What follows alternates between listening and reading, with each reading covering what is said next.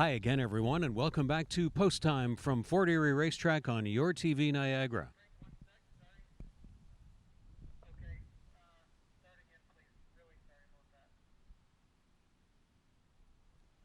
Hi again, everyone, and welcome back to Post Time from Fort Erie Racetrack on your TV Niagara. Only 2 race programs remaining on the season. Those are Monday, October 12th and Tuesday afternoon, October 13th, post times at 1:10 p.m. and pre-race coverage on the air each race day at 12:35 p.m. at FortErieRacing.com. We want to again say thanks for our partnership with Your TV Niagara this year. 1 week from tonight will be our final program of the season for Post Time from Fort Erie Racetrack. As we come to you now, we're speaking just before the program of Tuesday afternoon, October 6th, a wonderful, sunny October day. So kick back now and enjoy the most recent racing action as we get set to close down the 2020 racing action next week. It's Post Time from Fort Erie Racetrack on your TV Niagara.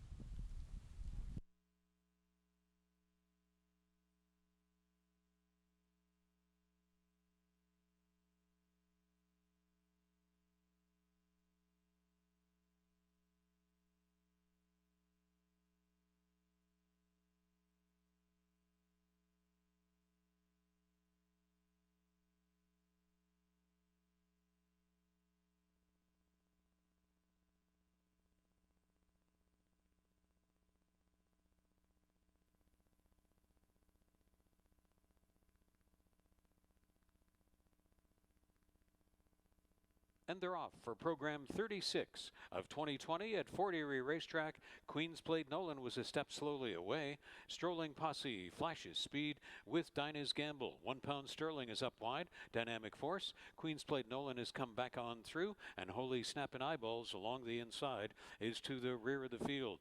So proceeding along the backstretch, they still scrap 3 wide for the lead. Running right through was Postman Pat in on the fence, flanked by Strolling Posse, and on the outside, Dinah's Gamble. These 3 having at it. Queen's Plate Nolan. Dynamic Force is up widest of all. Along the inside, Holy Snappin' Eyeballs has saved all of the ground, and 1 pound Sterling is only 2 more lengths back of the group. Round to the top of the stretch, Dinah's Gamble. A long and protracted battle with Postman Pat. The opening quarter was 23 seconds, and into the stretch, Dinah's Gamble has come away with the lead, putting away finally Postman Pat and Strolling Posse. Queen's Plate Nolan. Dynamic Force now in hot pursuit on the outside. Through the stretch, here comes Ramsamy with Dynamic Force closing in. Dynamic Force upset-minded, 4-1 in the opener. Dynamic Force, a well-timed winner to just catch Dinah's Gamble. Strolling Posse rallied back for third. Queen's Plate Nolan was only 4th best. It's Dynamic Force in the opener in 1:11 and 4.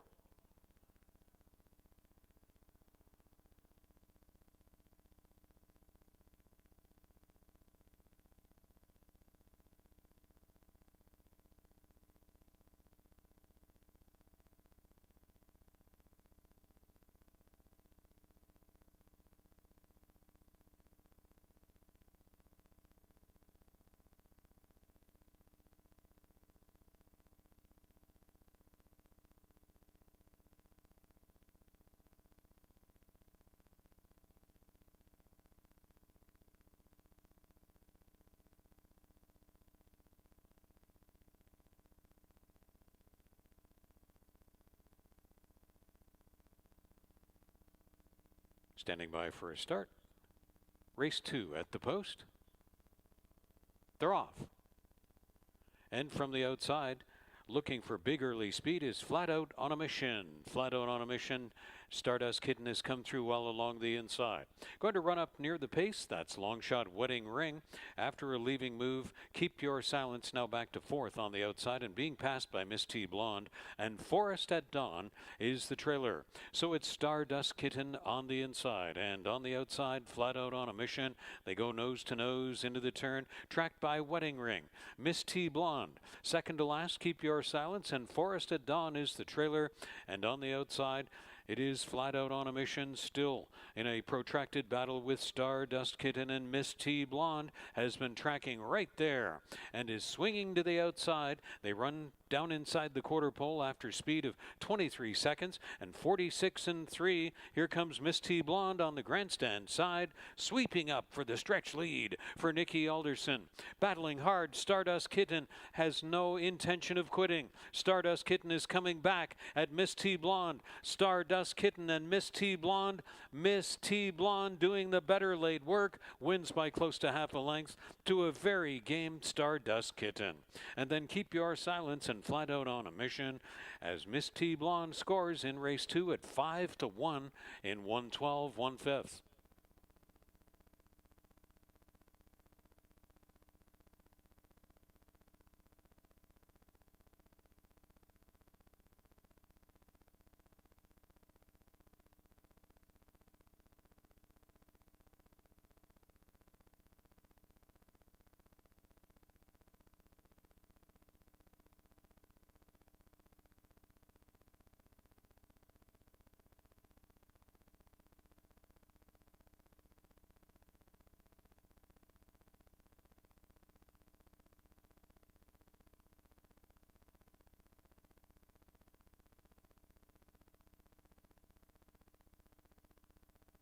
They're off.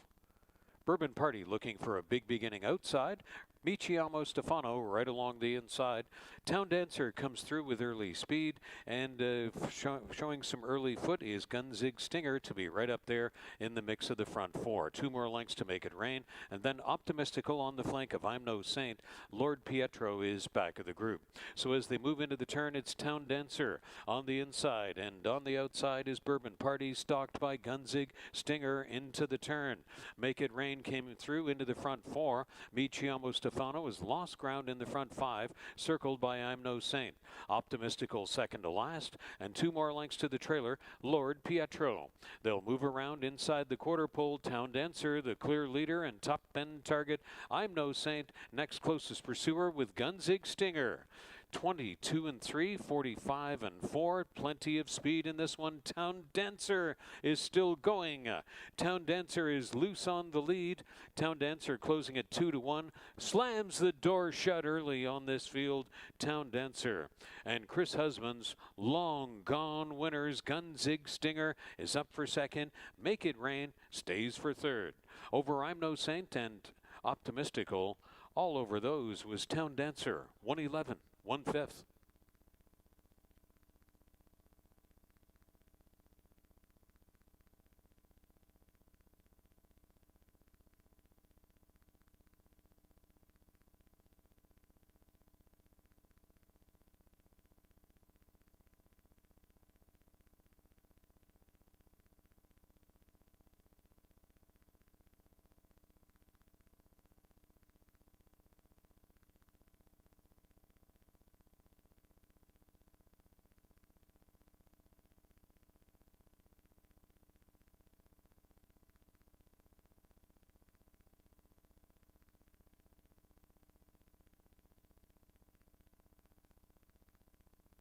Standing by for a start, race 4 at the post. And they're off. Step slowly away was Honorable Gibson. Right along the inside, Trinity Thunder and Conquer the Breeze have shown the most early speed. Soul and Spirit runs up into third. On the outside of the gray, Kisleo's Justice. And there at the extreme outside is Breadcrumbs running up into the front 5. Tiz Tap Tango is second to last, and Honorable Gibson is recovering after a tentative beginning. And on the lead, it's Trinity Thunder and Conquer the Breeze. These two are off in a bit of a top-end breakaway. Trinity Thunder and Conquer the Breeze. Running up third on the outside is Breadcrumbs on the flank of Soul and Spirit, and they're gaining on the leaders over to the backstretch. Here comes Honorable Gibson up into the front 5 after overtaking Kisleo's Justice and Tiz Tap Tango. Now the front 4 are almost right tight together after an opening quarter of a lot of early speed, 23 and 3. Trinity Thunder trying to put away Conquer the Breeze once and for all, and running right there third is Soul and Spirit, poised fourth on the outside. Breadcrumbs may have to go a little bit wider. Then it's back to Honorable Gibson and Kisleo's Justice, and the trailer is Tiz Tap Tango on the final turn after they ran half a mile in a spirited 48 and 2. And here, 3 wide, comes Juan Crawford, launching the bid, and Breadcrumbs swoops to the lead. At head stretch, it's Breadcrumbs taking over. A stubborn Trinity Thunder is still battling on. Conquer the Breeze never went away. Soul and Spirit determinedly trying to hold fourth. Breadcrumbs a short lead by a length through the stretch. It's Breadcrumbs. Breadcrumbs comes in from the also eligible and will win it at 2-1. Breadcrumbs in front. Trinity Thunder battled long and hard, stayed second. So did Conquer the Breeze, staying for third. And Honorable Gibson was fourth as Breadcrumbs runs the mile and 70 yards in 1:45 and 3.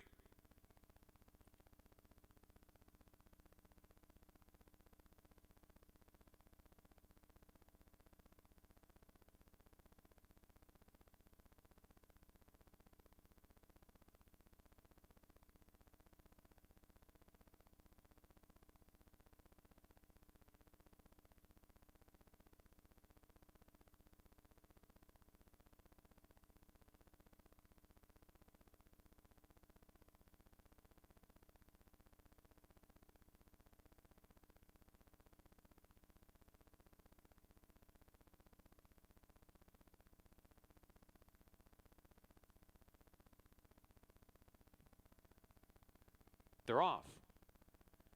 Bursting out, Alert Kitten along the inside, flanked by Hilltop Harmony. Alert Kitten and Hilltop Harmony. Audrey Grace came on to be in third. Musical Flight follows down in on the rail in fourth, flanked by Rebel Lioness. Jack's Memory is second to last, and Bel Tempo, the tepid favorite, is last in the field over to the backstretch. So the top end targets throughout will be Alert Kitten and Hilltop Harmony.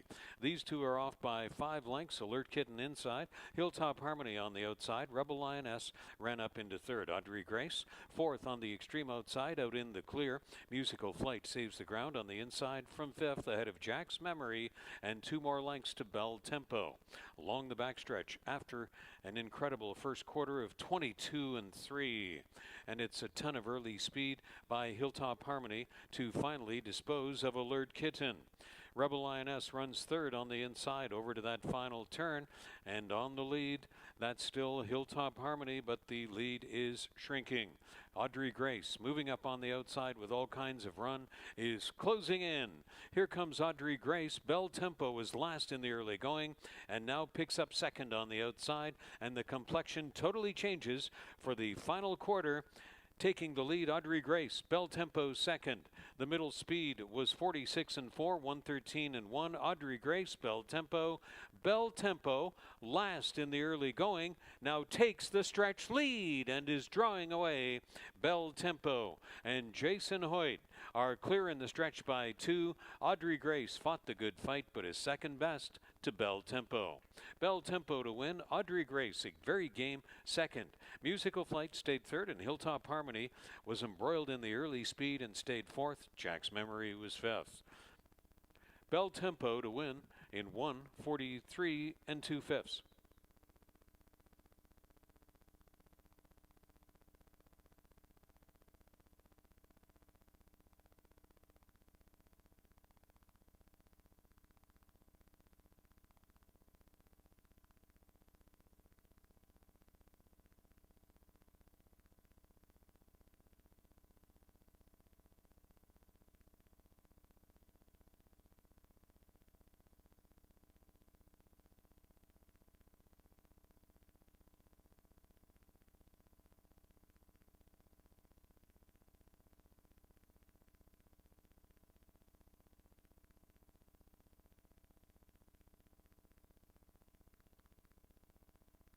They're off.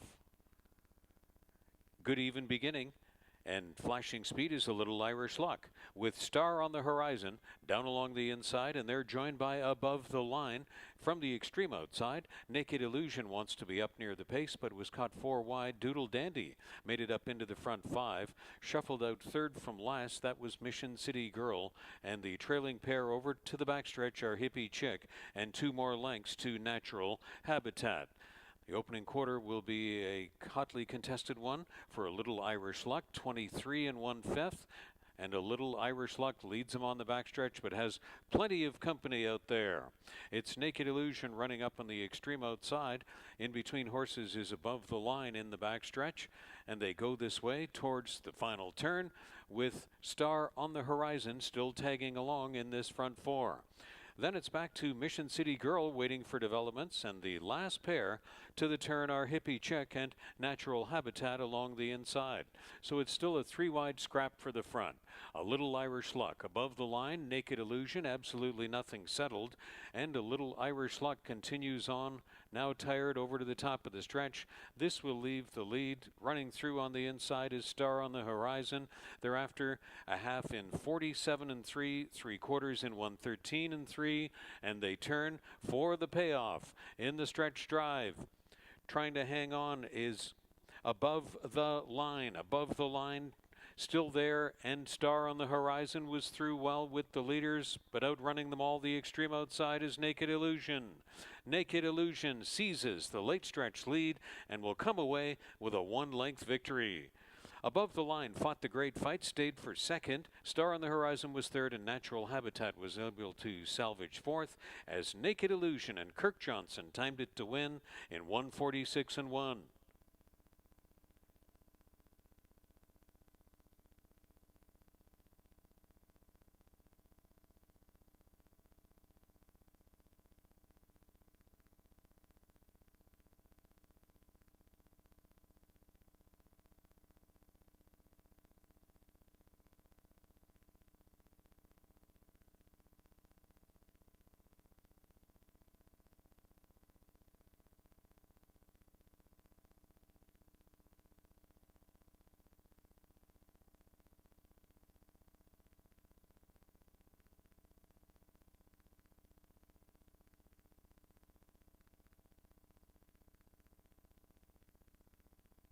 Sailing By takes 7-2 action, and the favorite, Lench's Gimme, completing the line. Stand by for a start at the post for the 7th. They're off, and a good line. They all came out well. A little bit awkward there was Go Sudarina dropping back of the group. Party Dress, Bonnie Scott, Lench's Gimme, these three run up on the pace. 2 more to document it, Sailing By on the outside, and then Go Sudarina with some work to do to catch the rest of the rivals. And up front, it's Party Dress motoring into the turn. Bonnie Scott chases, so does Lench's Gimme. As they move on midway around the turn, it's Party Dress, Bonnie Scott, Lench's Gimme. Documented comes on through. Then Sailing By, and far back of the group is Go Sudarina, circling up Lench's Gimme, Bonnie Scott.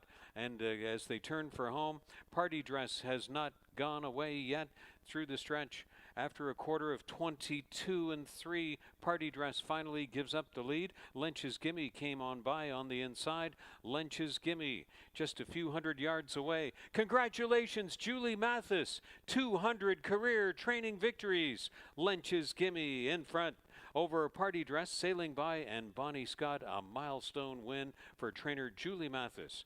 Lench's Gimme wins in 58 and 3.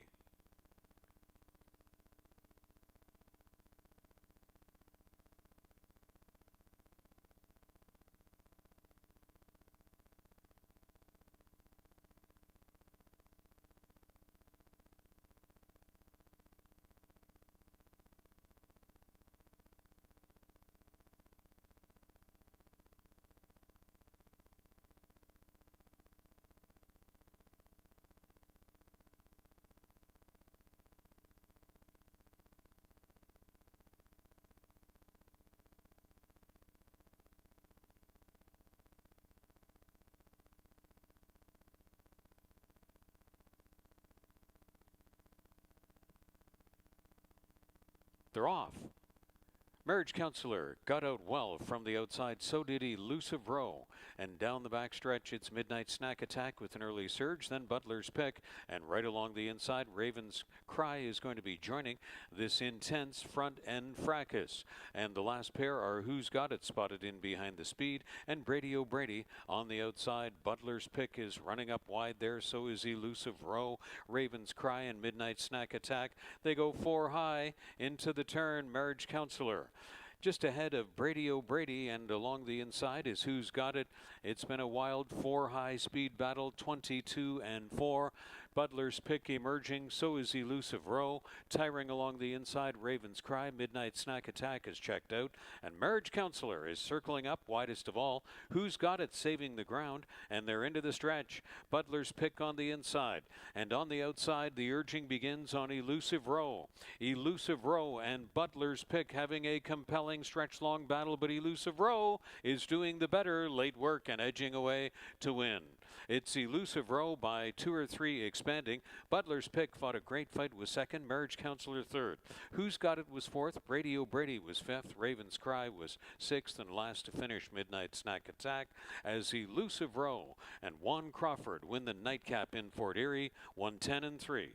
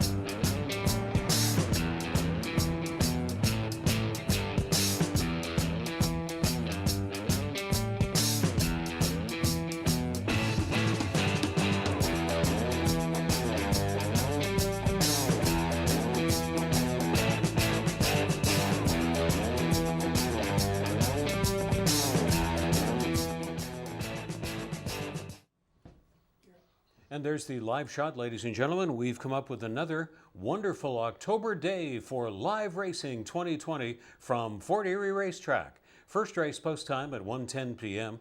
That's in less than 43 minutes. And the main track is fast. We regrettably have to be off the turf again this day.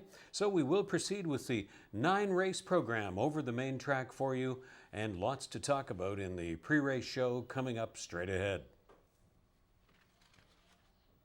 We remain close to spectators this year. Thank you for understanding and for following along on FortErieRacing.com, HPIBet.com across Canada, HPI TV, and across the USA and the world for Fort Erie's live 2020 racing action. Live racing schedule, just down to the final 3 programs of the meet. Today, next Monday and Tuesday, October 12th and 13th, to conclude the year. Post times 1:10 p.m. and the pre-race coverage on the air each live race day at 12:35 p.m. Eastern.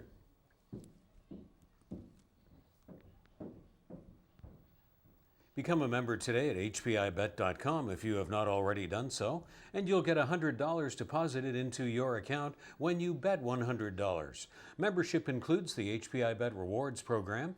Watching up to 4 tracks at the same time, you can wager on almost 500 tracks from around the world, and you can wager online or on site at any time. Check it out and join for free today if you don't already have an account. HPIBet.com. Your TV Niagara, your home for post time from Fort Erie Racetrack every Thursday evening at 8 p.m. Your TV Niagara is at cable channel 700 in the entire Niagara region. Post time from Fort Erie Racetrack every Thursday evening at 8 p.m. only on Your TV Niagara. FortErieRacing.com has our live stream, the replays, racing schedule, track handicapper Ashley Mayhew's free daily tip sheet, the racing schedule, statistics, and much more. And now it's all live in HD. FortErieRacing.com.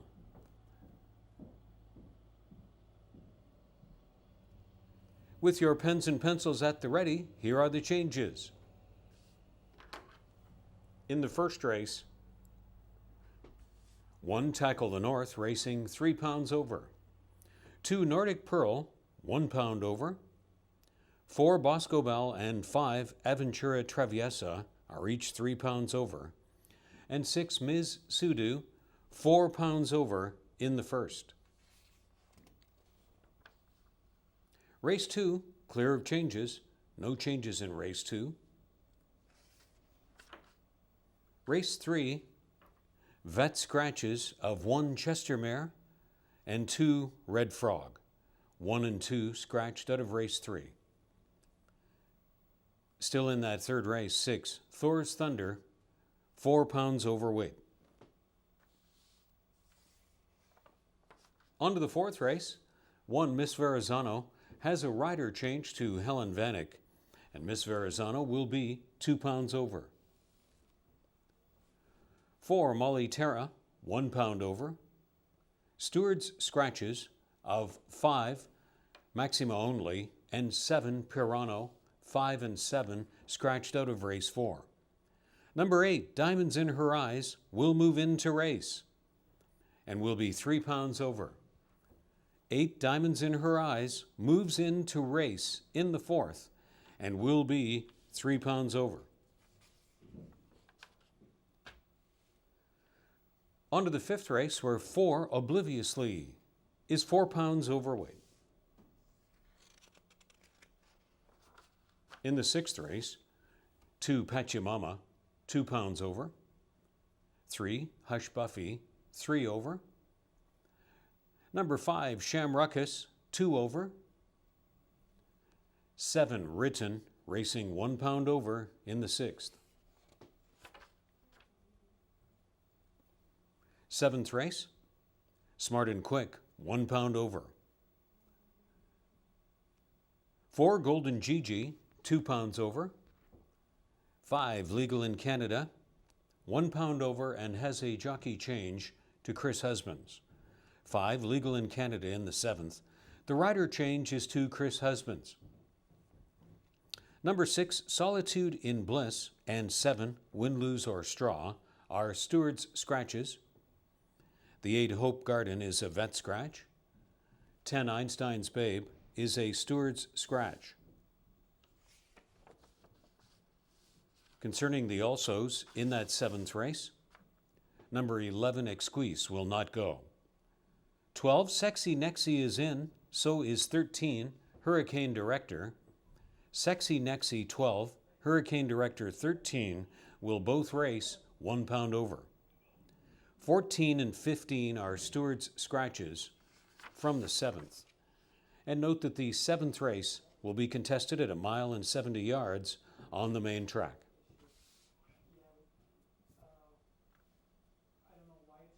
The 8th race, 1, Sienna Dream, 3 pounds over. 2, Precious Badge, has become a vet scratch. 3, Jack Beanstalk, racing 1 pound over. 4, Kobe Loco, 1 pound over. 5, Time to Dance, 2 pounds over in the 8th. In the 9th race, 7, Cape Romance, has a jockey change to Michelle Rainford. Michelle Rainford to ride 7, Cape Romance, in the 9th and final. Congratulations again. I hope you caught it on the replays there from the later races of yesterday's program. One of our own celebrated a big milestone here, and that's one of the long-serving, hard-working members of our backstretch here at Fort Erie Racetrack. Again, congratulations, trainer Julie Mathis, on accomplishing 200 career training wins. Very, very thrilling moment here yesterday, and really, really wonderful to see here.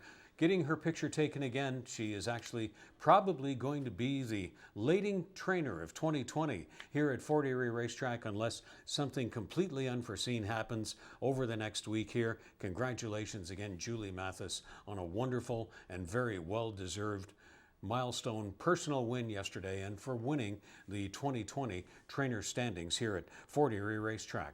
You also may have noticed the Jackpot High Five returned yesterday.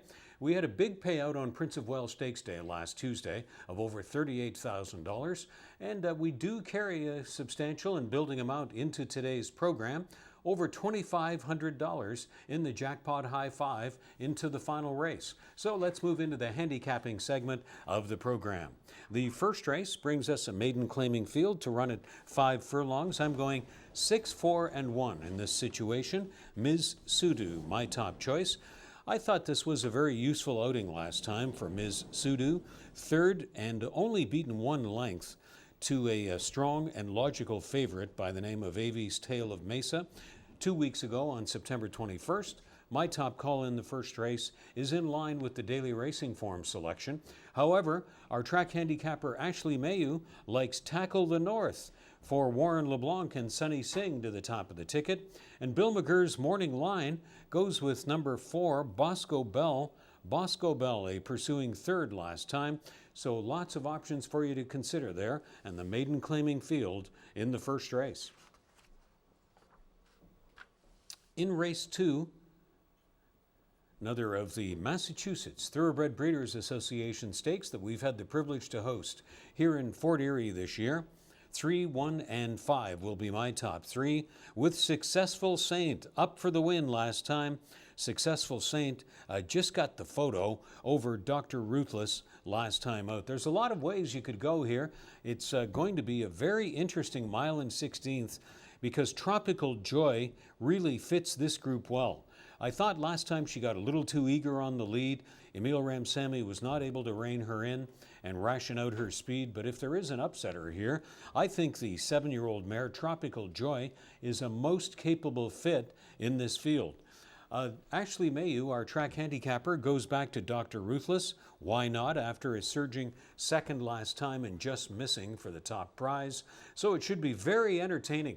Mile and 16th here, the purse $35,000. The action will be hot and heavy in the stretch by the Massachusetts Breds in race 2. On to the third race. The complexion of this one changes with the vet scratches of numbers 1 and 2. So I end up going 6, 3, and 4 in this spot as Thor's Thunder, moving back to the main track, hits a new low price tag level. We have seen this movie many times before when Julie Mathis, the top trainer I just spoke of, teams up with Helen Vanek, and a speed show is expected by Thor's Thunder on this return to modest claiming company and back to the main track. Total consensus call here for Ashley Mayu, myself, the Daily Racing Form, and our track morning line oddsman Bill McGurr of Equibase.com, who is also our clocker and chart caller, all siding with Thor's Thunder, the speed to try and beat if you're looking for an upset in race 3.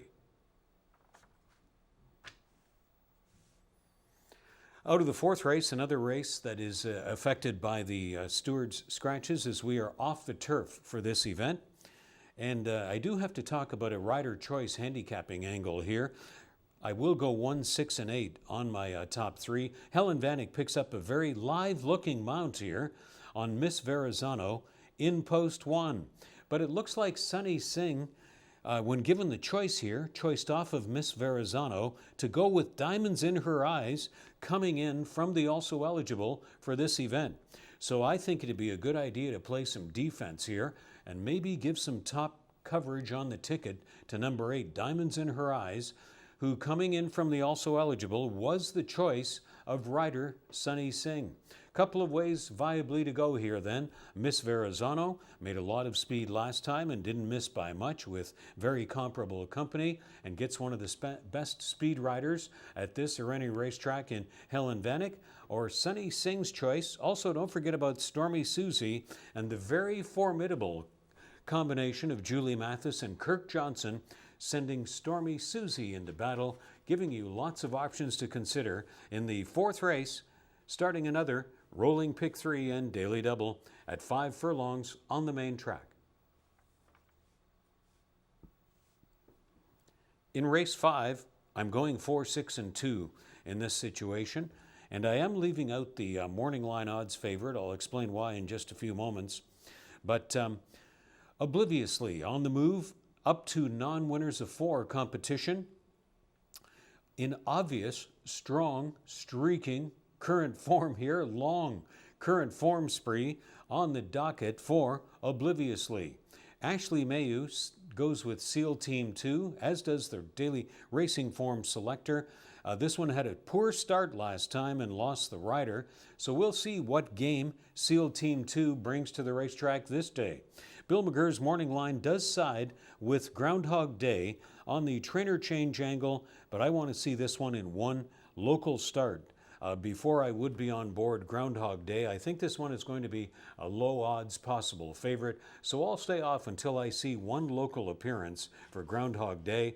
Obliviously is known to me and the local colony, as well as 6, I Idolize You, slight bump up in class, but a very controlling and impressive looking win unurged last time for I Idolize You, who could be the price value play option in race 5.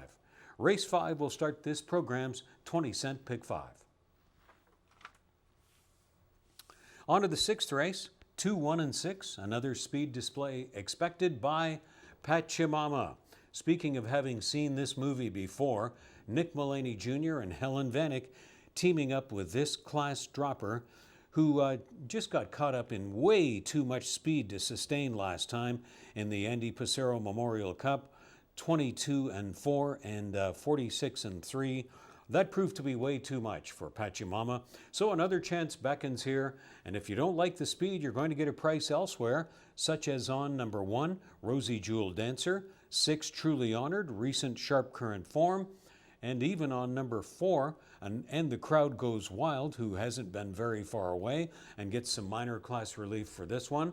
So if Pachimama is not able to prove the speed can go all the way this program, then you can look elsewhere for a price in the 6th race, starting off the program's late 20-cent pick 4. On to the 7th race, which will be contested at 1 mile and 70 yards on the main track. We're off the turf for this one. Had to totally redo my selections because of the volume of scratches out of this one. And we do note that numbers 12 and 13 are moving into race. So take that into account, that Sexy Nexy, number 12, and 13, Hurricane Director, are both moving into race from the also eligible, with so many others scratched because of the move to the main track. Top choice goes to Legal in Canada, with Chris Husbands picking up a live-looking mount. I also give a shout-out to the class-dropping Marvell, and number 12, Sexy Nexy, on the trainer change angle. This could be the price play. 8-1 morning line on Sexy Nexy. The connection's deciding they will move into race here in the 7th. On to the 8th race. Allowance event at 6 furlongs. A key scratch here, vet scratch of number 2, Precious Badge, who was no doubt going to be supplying some of the early and late speed. I go to Jack Beanstalk for my top selection. Jack Beanstalk in sharp current form, got lured into some strong fractions of 22 and 1, 45 and 2 last time. Another chance beckons here for Chris Husbands to maybe better ration out the speed of Jack Beanstalk in the 8th race.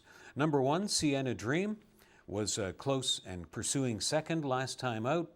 And number 5, Time to Dance, last start winner, Mark Lee Buchanan, has gone about the business of having a very, very quiet, solid year in the saddle here at Fort Erie Racetrack.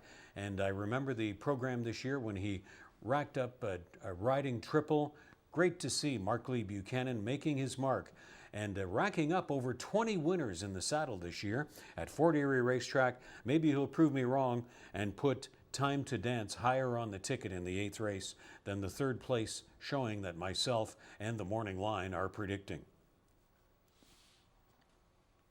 9th and final race brings us to the Jackpot High Five with a carryover pool of almost $3,000 into this event. 6, 3, and 7 will be my top 3. Fa Fa Fooey did not win in the move up to optional claiming company last time. However, this is a drop down to a more modest level where he was last a photo finish second.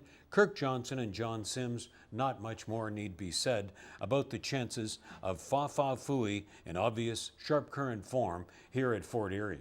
Ashley sees it a slightly different way. Our track handicapper going with Amnesty. Amnesty off the claim by Nancy and Robert Warner, and they've made a mark here this year with starters such as the streaking It's Nice to Be Nice, recent winner of 3 in a row. So Amnesty off the claim could be one to consider at a price for the top of the ticket coverage in the 9th race, Jackpot High Five. Thanks a lot for being with us for Live Racing 2020 here at Fort Erie Racetrack. Those of you keeping score, this is program 37 of our 39-date meet, and that means we have 2 programs remaining after today, next Monday and Tuesday, October 12th and 13th, to conclude a very memorable 2020 campaign. Thanks again to everyone who got us through this in the most trying of circumstances this year. And we still have lots of great races to present to you today and next Monday and Tuesday. Stand by as well throughout the afternoon for the insights and selections of our track handicapper Ashley Mayu. 14 minutes to first race post time. Tuesday Live Racing beckons straight ahead from Fort Erie Racetrack.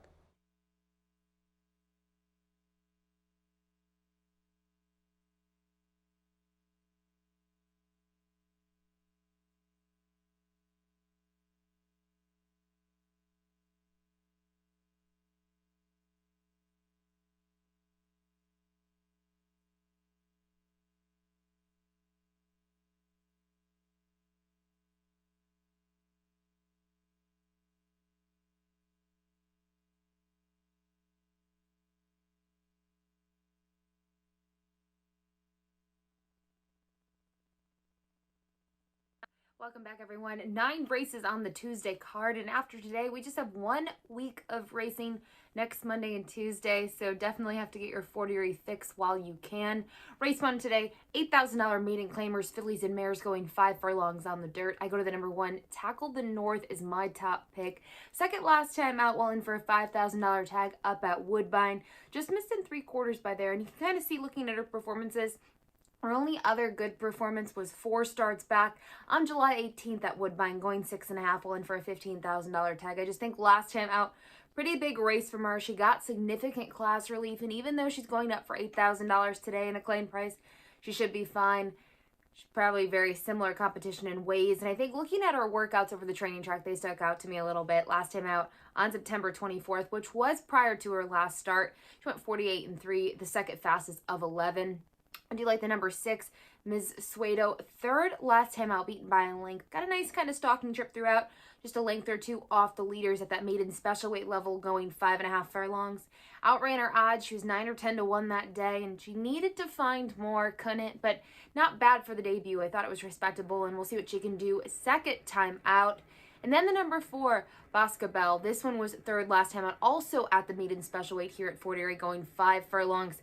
Similar kind of thing to Miss Suedo. I mean, this horse just kind of stalked throughout, just a couple lengths off the leaders. Finished third, beaten by 2 3/4. Now, she was the favorite in that spot. She was coming out of some races up at Woodbine. Most of them tougher, but not her last 2 up there. They were at the $5,000 level. So to me, she was actually kind of jumping up in a way. So for me, the difference between her and the horse to the outside is Miss Suedo had stronger number on debut. So I'm actually expecting her to improve second time out, which is why I'll just use the 4 for underneath.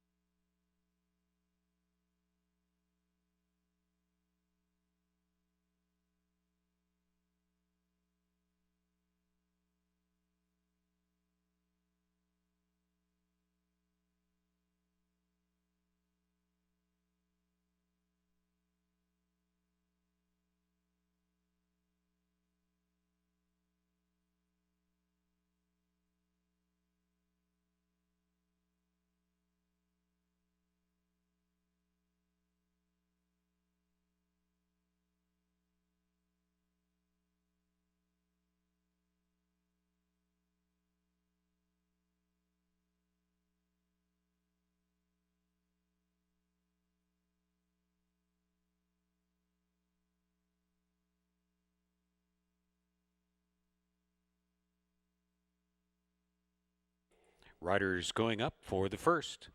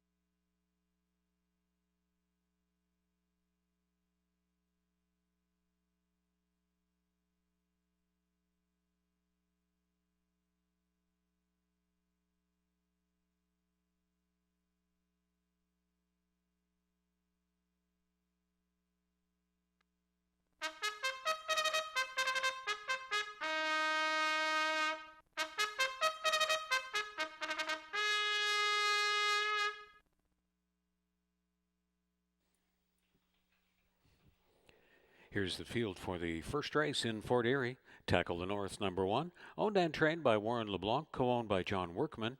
Hired to ride, Sonny Singh. Jeffrey Alderson, riding partner. For owner and trainer, Sherry Schumann, on 2, Nordic Pearl.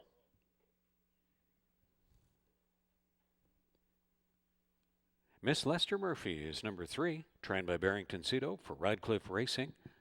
In the irons, Jodine Anderson. Bosco Bell is number 4, conditioned by Joe Humber for Joy Elkins. Mount goes to Chris Osmonds. Aventura Traviesa is number 5, trained by Joe Humber for M&M Racing. Nikki Alderson aboard. Mark Lee Buchanan in the saddle of 6 Ms. Sudu, trained by Barrington Cito for Radcliffe Racing. Maiden claiming field for the first race in Fort Erie to run 5 furlongs on this event. Started the rolling pick 3s and daily doubles, and their superfecta, trifecta exact to win place and show opportunities. 3 minutes to post time to the first in Fort Erie.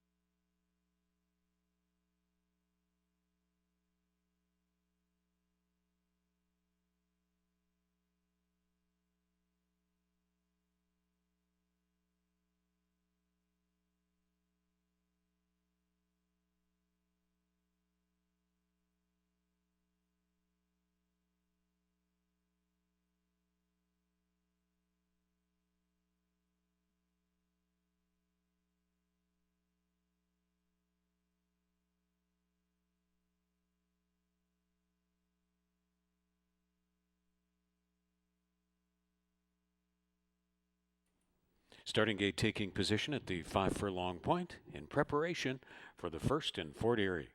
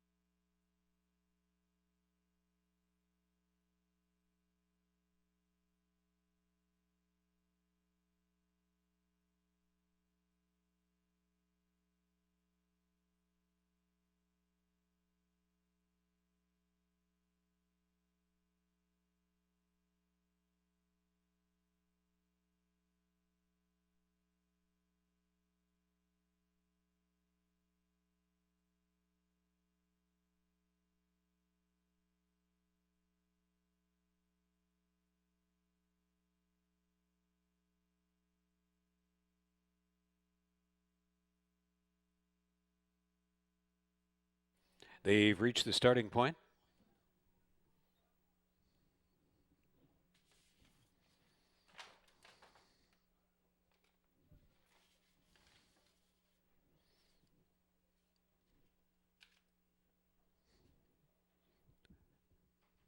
Tackle the North.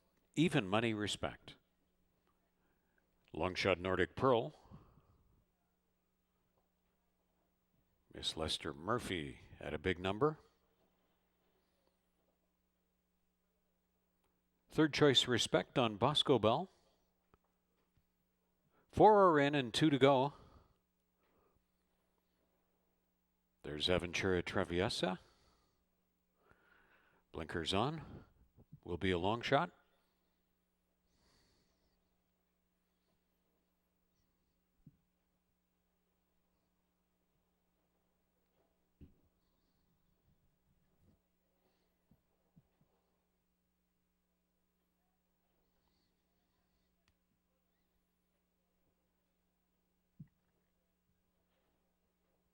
Last in, Ms. Sudu. They're all in line, locked and loaded. Stand by for a start. First in Fort Erie. They're off for program 37 of the 2020 campaign. What a great looking even beginning. So it's Miss Lester Murphy running in between mares. Bosco Bell to her outside. Then Nordic Pearl and Tackle the North. Second to last Aventura Traviesa. And Ms. Sudu is going to try to get over into line, but she's still running 5 and 6 wide. So right in on the fence, Tackle the North is taking no prisoners approach. 23 and 2. Tackle the North makes the most of the inside draw luck. Running up second on the outside, Nordic Pearl alongside Miss Lester Murphy and Bosco Bell. Still lots of work to do from the backfield for Aventura Traviesa and Ms. Sudu. Tackle the North is into the top of the stretch. Will any try to come and tackle the North? It's Tackle the North. Coming through between mares was Ms. Sudu. Tackle the North is sent right down the road by Sunny Singh at 3 to 5, an amply deserving favorite. Ms. Sudu will save second. Bosco Bell is third. Miss Lester Murphy was fourth. Tackle the North, a well-meant front-end winner in 159 and 2.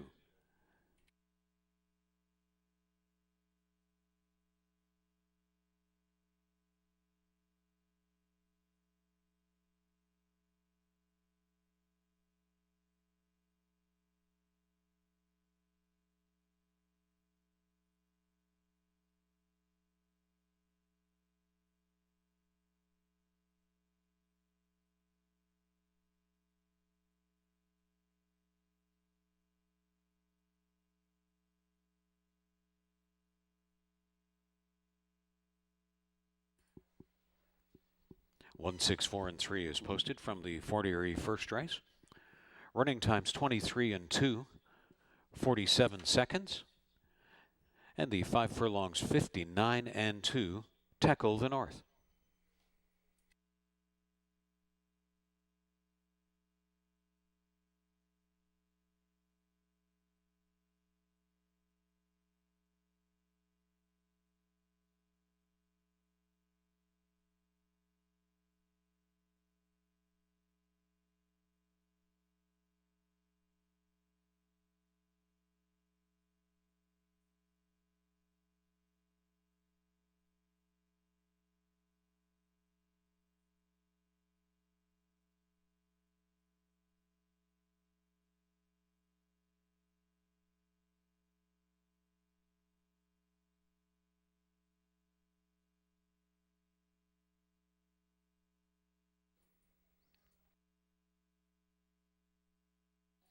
Tackle the North returning from the first race in Fort Erie.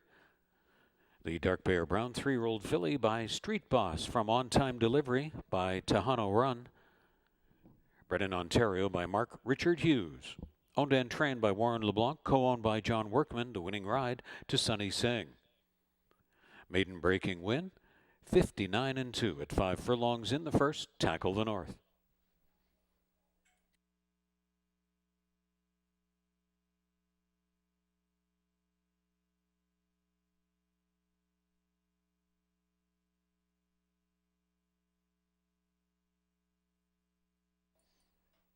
$330, $210, and $210 across on Tackle the North. Ms. Sudu, $290 and $210. Bosco Bell, $210. The exact is $690. The trifecta, $10.30. The $1 superfecta, $164 and $3, $10.20.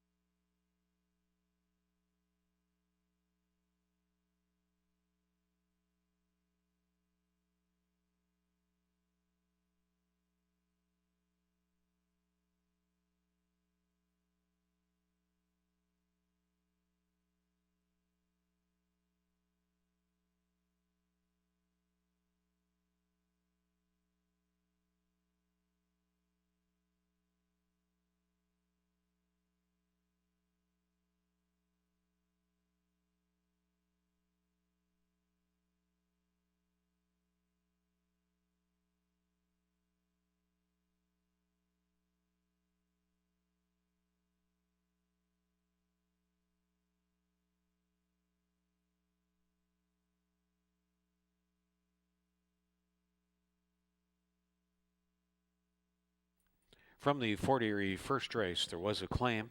The second place finisher, 6 Ms. Sudu, claimed for $7,000 by Bruno Chickadans, goes to new trainer Elliott Sullivan. Bruno Chickadans claims Ms. Sudu for $7,000 out of the first race, going to new trainer Elliott Sullivan.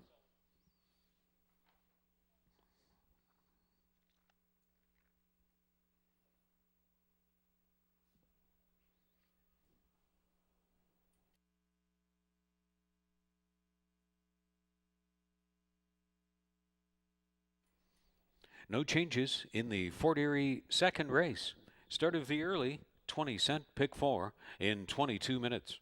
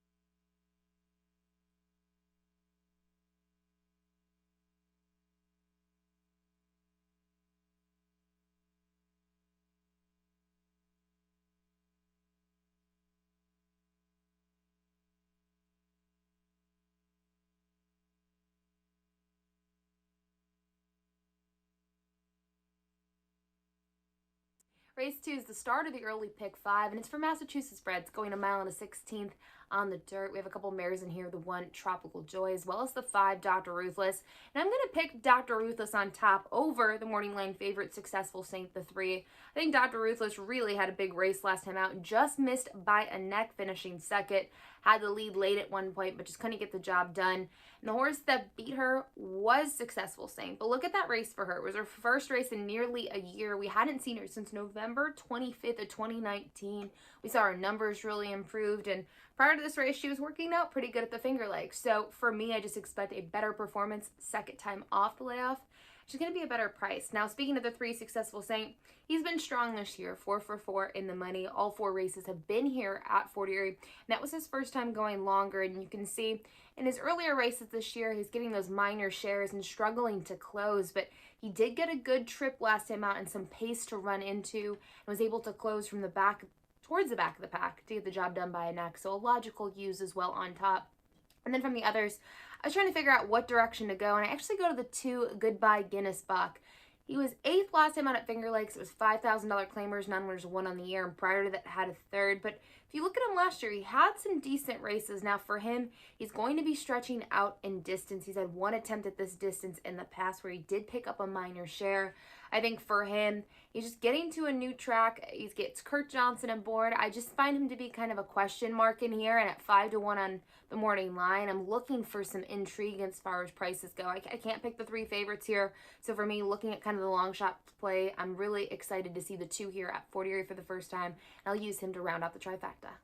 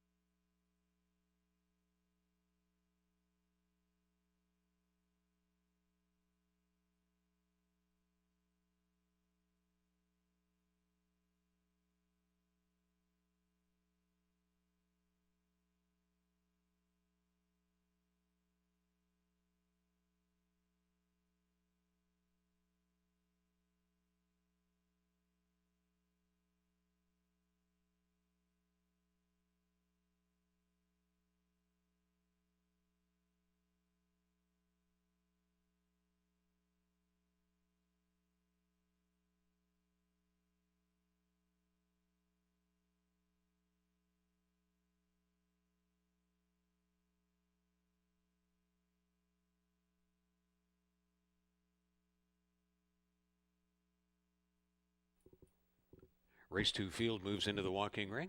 8 minutes to post time.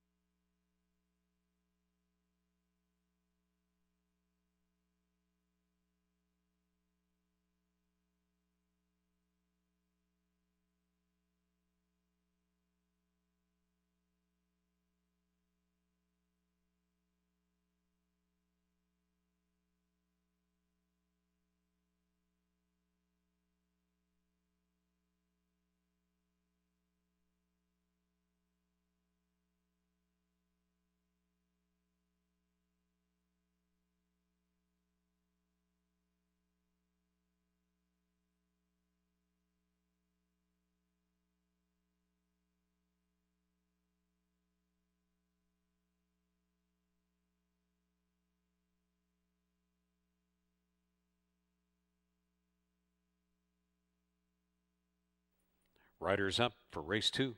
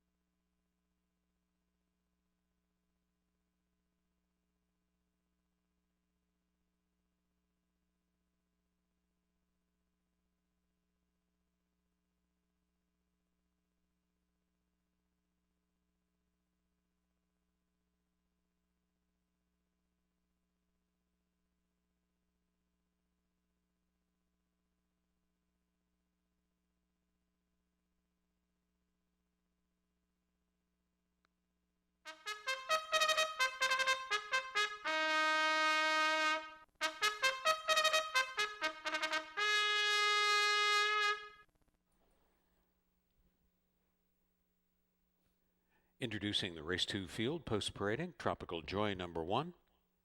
Trained by Jacqueline Falk for Goldblair Farm. In the irons, Emil Ramsamy. Kirk Johnson to ride. For Teresa Harkey and Jonathan Buckley on 2, Goodbye Guinness Bach. Successful Saint is number 3, conditioned by Dylan Clark for Anthony Ziza III. Riding partner Juan Crawford. 4 is JC Indy, conditioned by Dylan Clark for Anthony Ziza III. Hired to ride Sunny Singh. Chris Husbands gets the call on 5, Dr. Ruthless for Rafael Jose Rajena. The purse $35,000, an allowance event of the Massachusetts Thoroughbred Breeders Association Stakes. 4 minutes to post time. Start of the early 20-cent pick 4.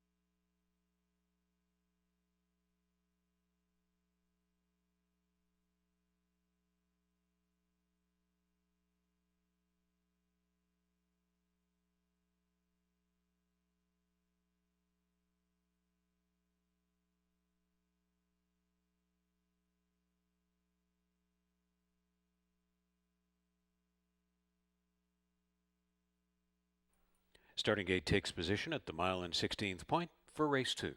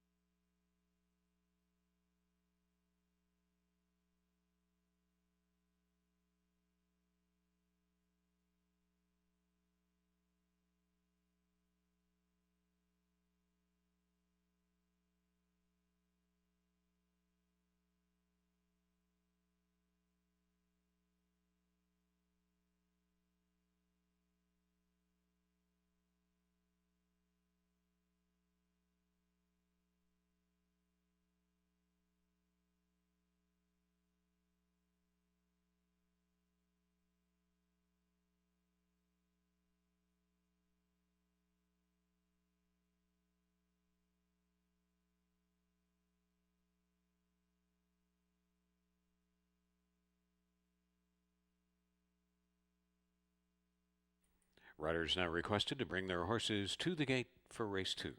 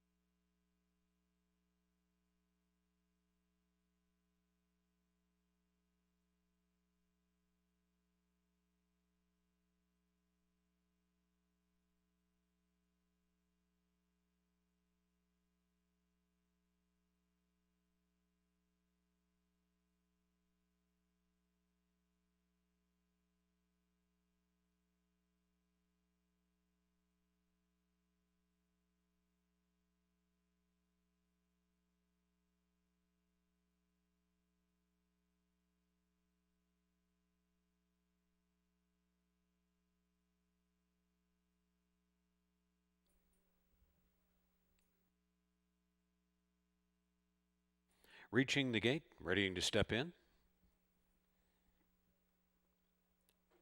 And the mare Tropical Joy walks in. Goodbye Guinness Bach will be the field's long shot.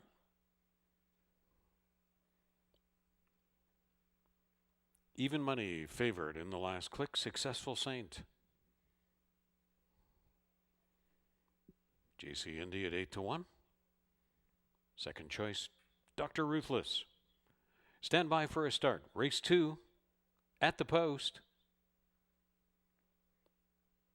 They're off in an allowance event for the Massachusetts Thoroughbred Breeders Association Stakes in Fort Erie. Dr. Ruthless is bounding right out of there. Tropical Joy, under a strong hold, is pulling hard on Emil Ramsamy and wants a piece of the top end with Dr. Ruthless. And they continue to battle into the first turn with JC Indy right there, sizing them up from third. 2 more lengths back to Goodbye Guinness Bach and Successful Saint. Lots of work to do. The even money favorite was last away and still has 5 lengths to make up.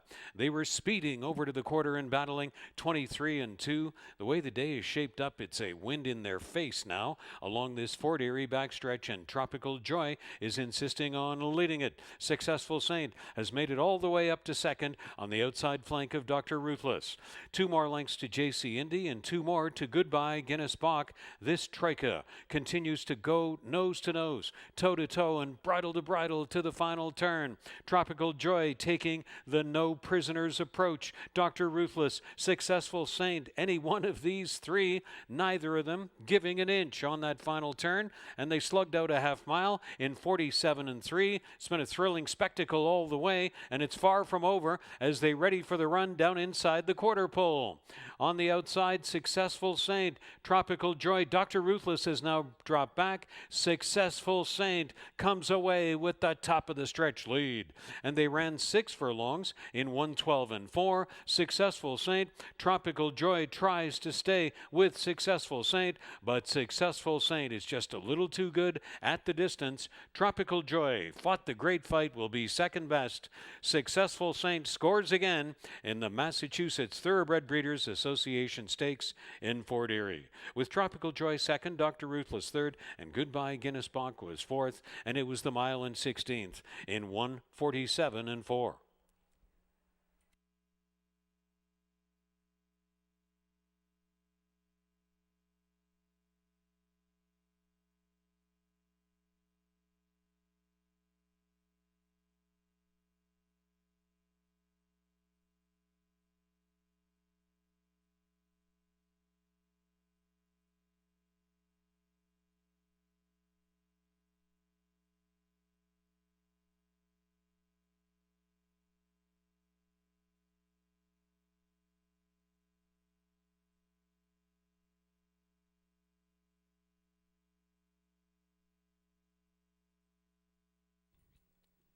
Three, 1, 5, and 2 posted from race 2. Here is the race times recap. 23-2, 47-2, 6 furlongs, 1:12-4, the mile and 16th in 1:47-4. Successful Saint.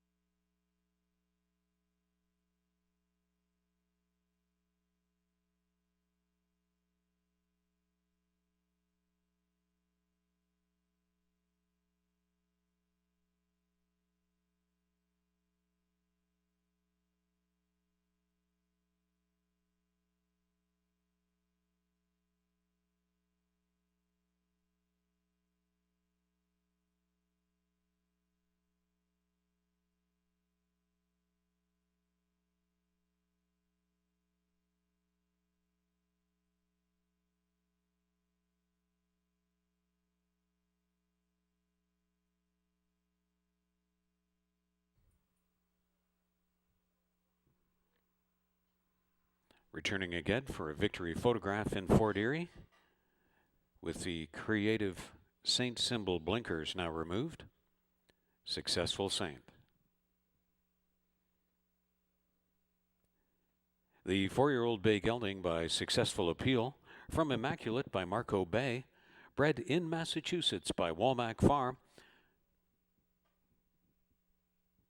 and Anthony Martinziza III, the owner, trained by Dylan Clark, Juan Crawford for the winning ride again, making it 2 straight in Fort Erie in Massachusetts stakes action. Successful Saint runs the mile in 16th in 1:47 and 4 when made official.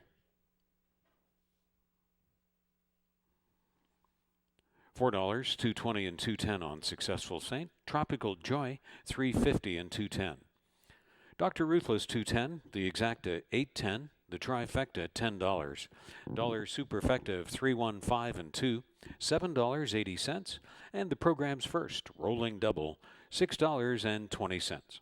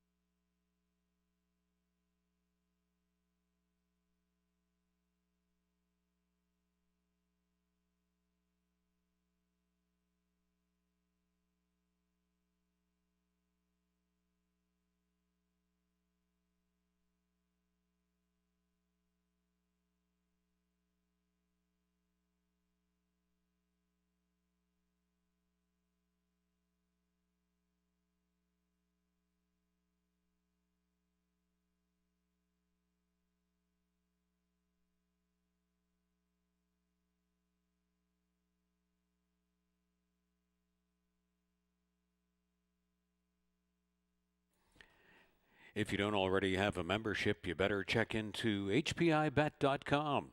You'll get $100 when you've bet $100 into your account. Membership includes the HPI Bet Rewards program, the ability to watch 4 tracks at the same time. You can wager on almost 500 tracks from around the world, and you can wager online or on site at any time. If you don't already have an account, check it out. It's free to join. It's hpibet.com. Here are the third race changes. 1 Chester Mare and 2 Red Frog are vet scratches. 6 Thor's Thunder races 4 pounds over. Third race post time at 2:12 p.m. from Fort Erie Racetrack.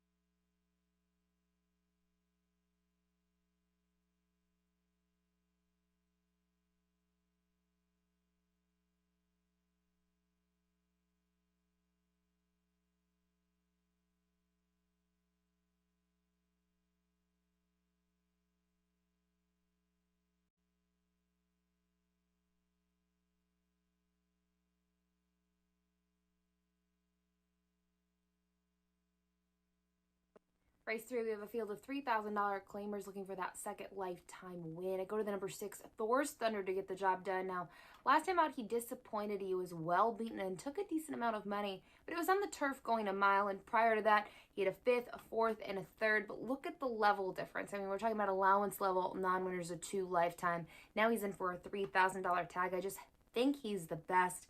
You know, when he broke his maiden, it was pretty performance. It was a pretty big performance, I should say. We took him gate to wire against maiden special weight company. So I think he's classier than this level. I think he's got more talent than he's shown his last couple starts, and this is going to be his opportunity to shine. Now, I did like the 2 Red Frog underneath, but this one is scratched. So next I'll go to the 3 Join the Club, my 3rd place choice. I'm going to bump up. Just second last time out at this level, going 6 furlongs, so now going slightly shorter, and kind of throughout just stalked the pace and just couldn't get the job done. Blessed 2 was much the best in the end, but still a good performance, especially considering Join the Club was facing winners.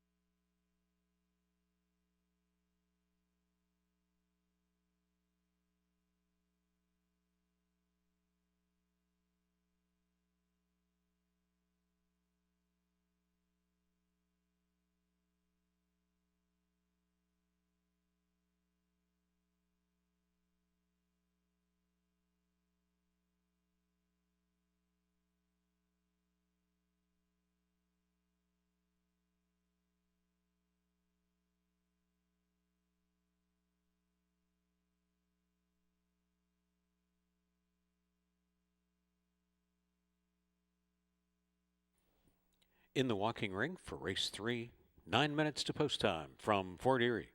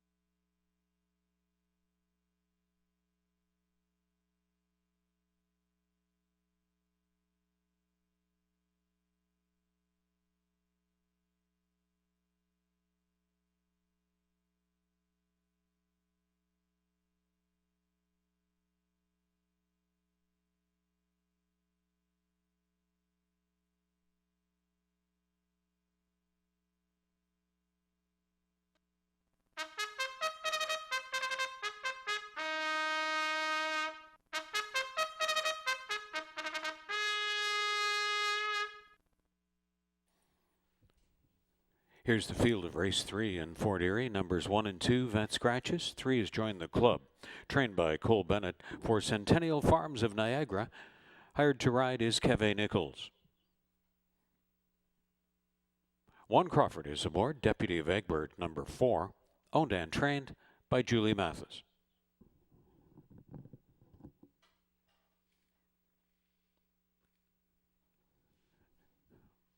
The Wallen, Douglas, Dyer, and Partner Stables owning Stop Victimizing Me 5 with Henatumi up, trained by Bancroft D'Souza.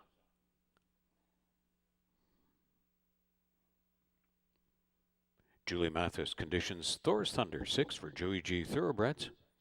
Hired to ride, Helen Vanek. Radio Nowhere number 7 completes the field, conditioned by Chris Julian for Dominic Pulcinelli. Riding partner is Pierre Mailhot. Their journey 5.5 furlongs on the main track in the third race. Start of a rolling pick 3 and rolling double. 4 minutes to post. From Fort Erie to the third, 4 minutes.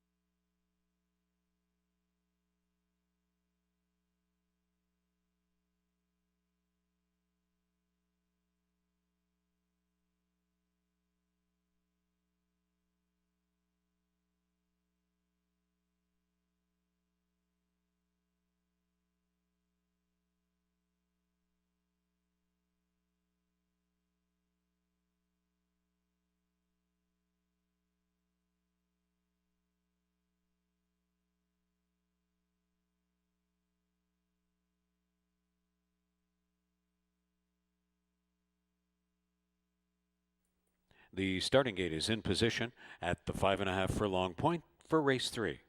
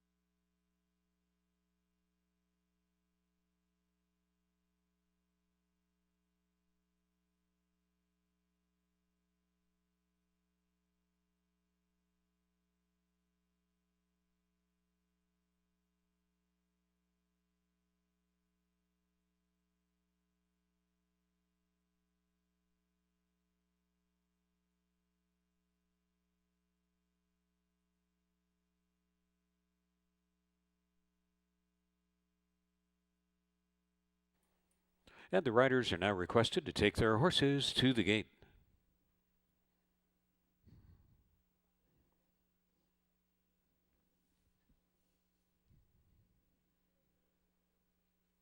Time running out on the rolling double. Pick 3, Superfecta, all third race wagers.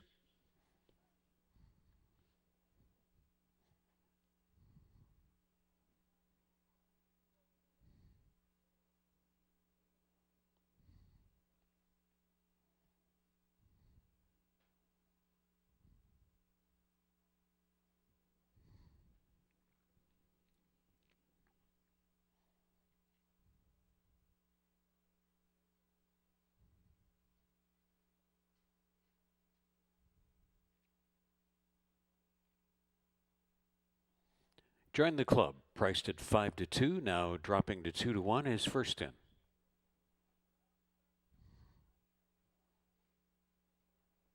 Third choice, Deputy of Egbert.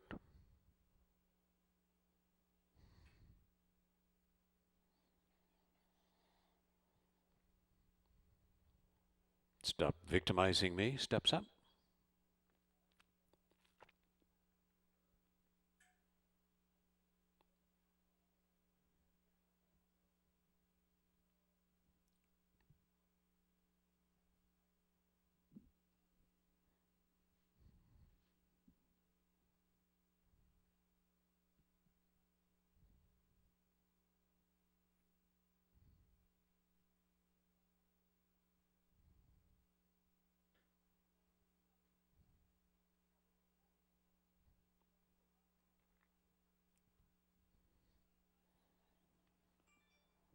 Now the favorite, Thor's Thunder, taking a big hit there, down to 1 to 2. Radio Nowhere completes the line. Stand by for a start, race 3. Locked and loaded.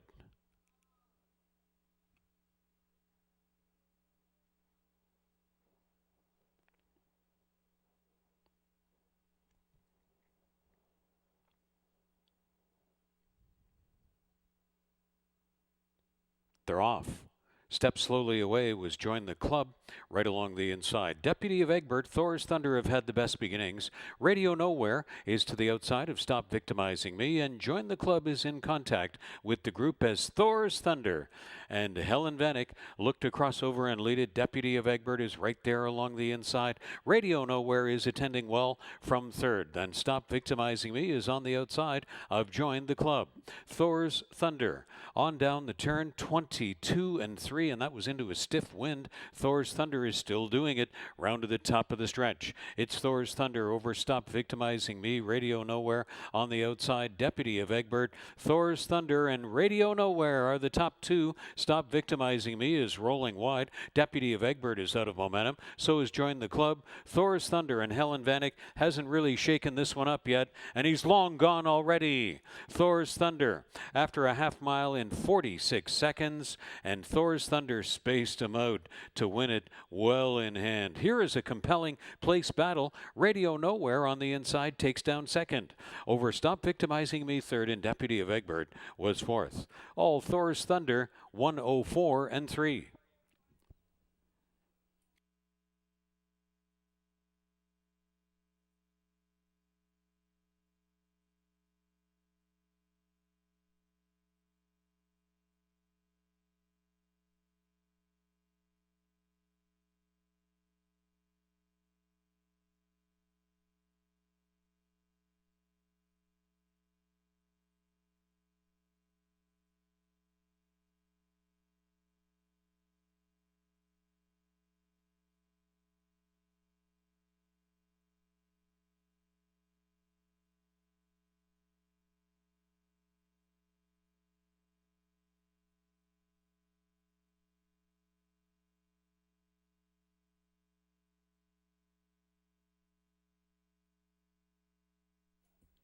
6754 posted from the third race. 6754.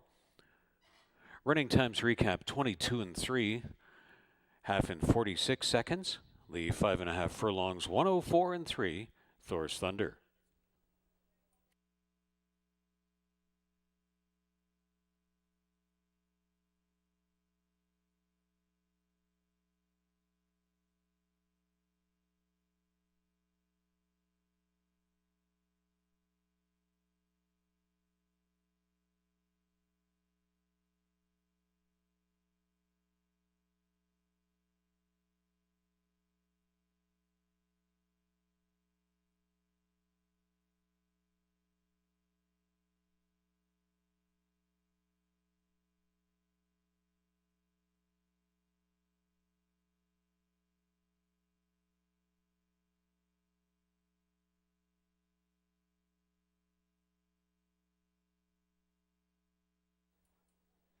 Back for the victory photograph is Thor's Thunder, the 3-year-old bay gelding.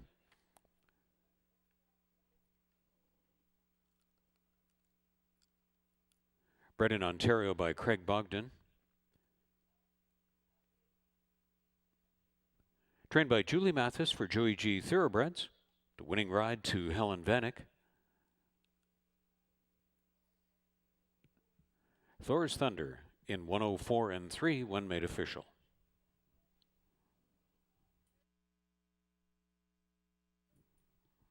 $3.20 on the win ticket, $2.50, $2.10. Radio Nowhere, $5.80 and $3. Stop Victimizing Me, $2.70. The Exact at $12.70. The Trifecta, $27.90. Dollar Superfecta, $6.75 and $4. $33.85. Rolling Daily Double, $8.10. And the program's first dollar pick 3, $5.40.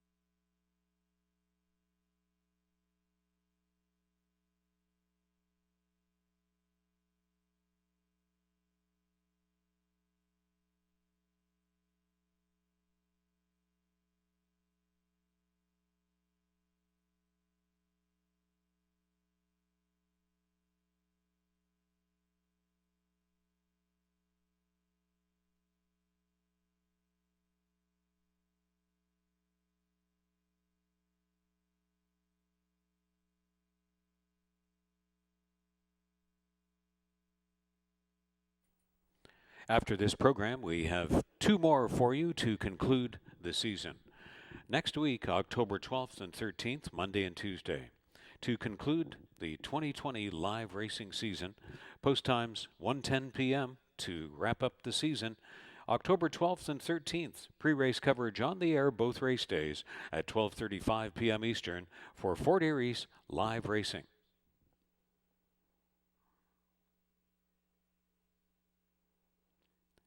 Here are the changes in the 4th race.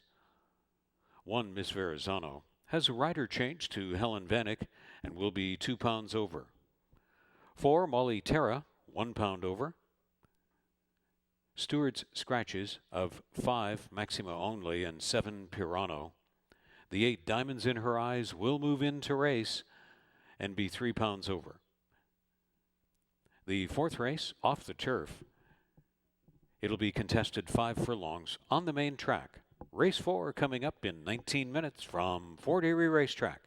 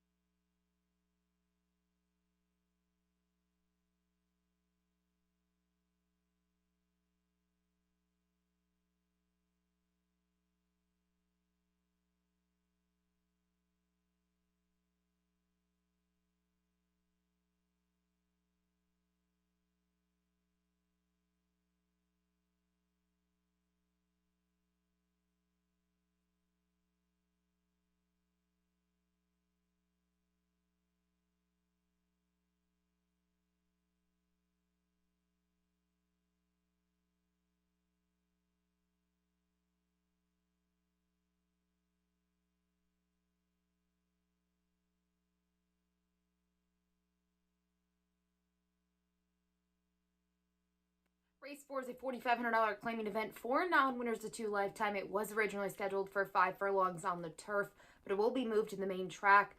Go to the number 1, Miss Verrazano as my top pick. Now, she doesn't have any dirt races under her belt. Last time out, she was 4th at the $4,500 level, non-winners to 2 lifetime on the turf. Prior to that, she was 5th at the allowance level, and then 3 starts back, she was claimed for 62.50, finished 2nd in there, and that was going 7 furlongs. So she's a little bit of a head scratcher. Her last 2 races, she hasn't shown much, but she's taken a decent amount of play, and actually the same amount of play in her last 3 races. I think getting on the dirt, I'm okay. I don't really have anything to go off of, but based on her performances, she's certainly better than some, and she's got early foot, which I really think should be to her advantage. If she can get out to the front and get a jump on the field, she could be dangerous if she's lone on the lead. The number 4, Molly Tara. She always tries. Now, she's typically just getting minor shares. You can see in her races this year. She did have a win, and that was when she broke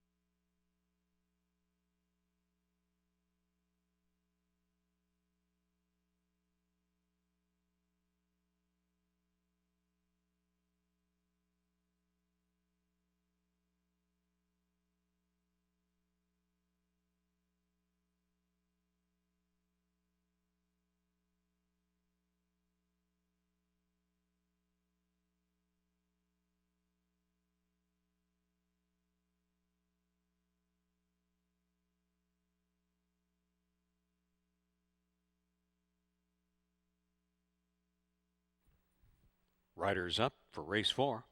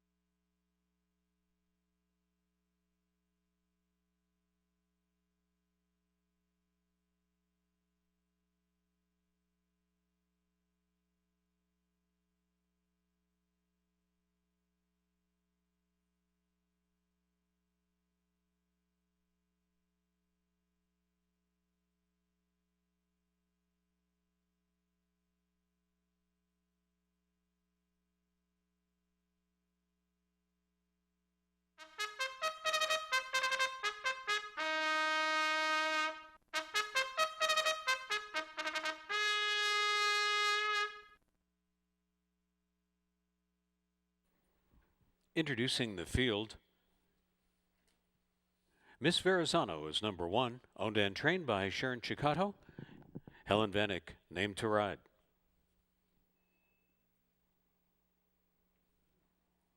Sugar Me Sweet is number 2, trained by Michael J. Blake for the ownership of Ascot Stud. Riding partner is Juan Crawford.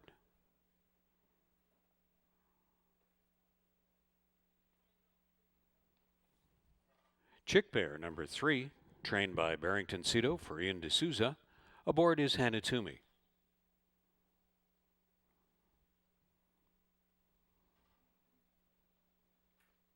Molly Terra is number 4, partnered by Nikki Elderson. For Terra Horse Farm and conditioner Joe Humber. Number 5 was scratched. 6 is Stormy Susie. Kirk Johnson aboard, conditioned by Julie Mathis for Pier 1 Stables. Number 7, also a Stewart scratch. Scoring into race is number 8, Diamonds in Her Eyes. Partnered by Sunny Singh for owner-trainer Rich Davis.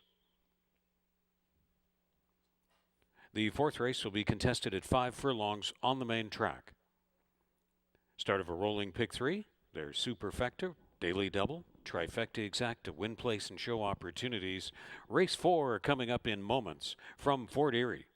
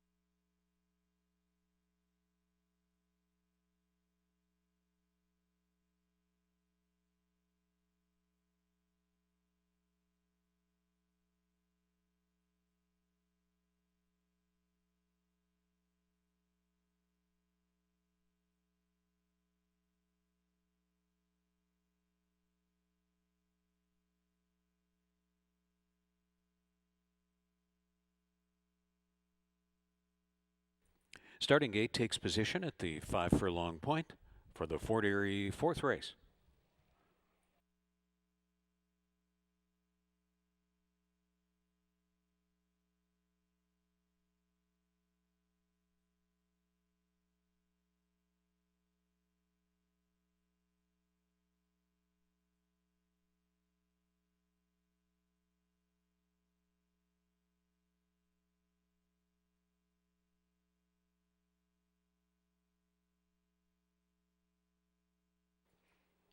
Riders now requested to take their horses up to the gate.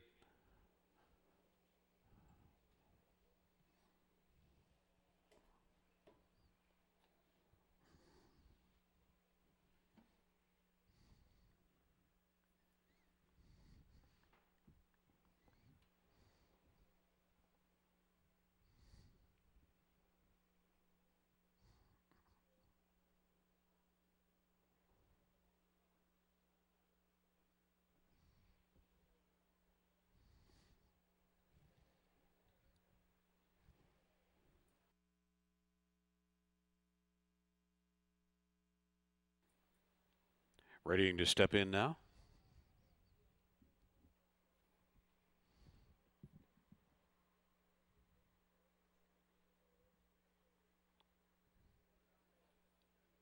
Five to 2, respect, Miss Verrazano.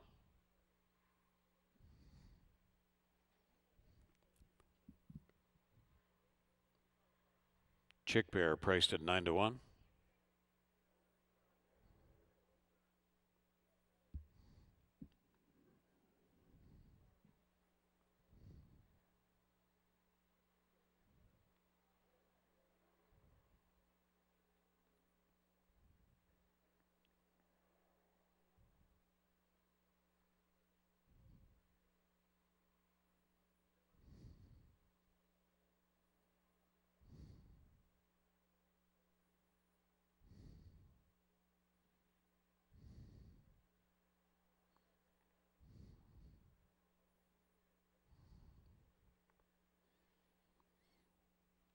Molly Terra goes up into double digits.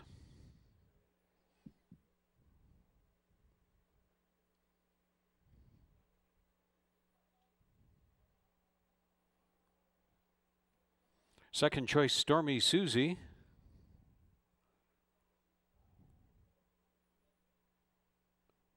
Calmly walking in was Diamonds in Her Eyes.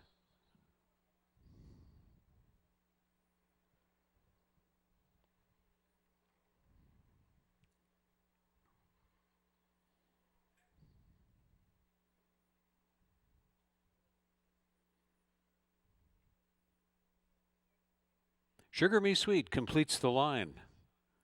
Locked and loaded. Stand by for race 4.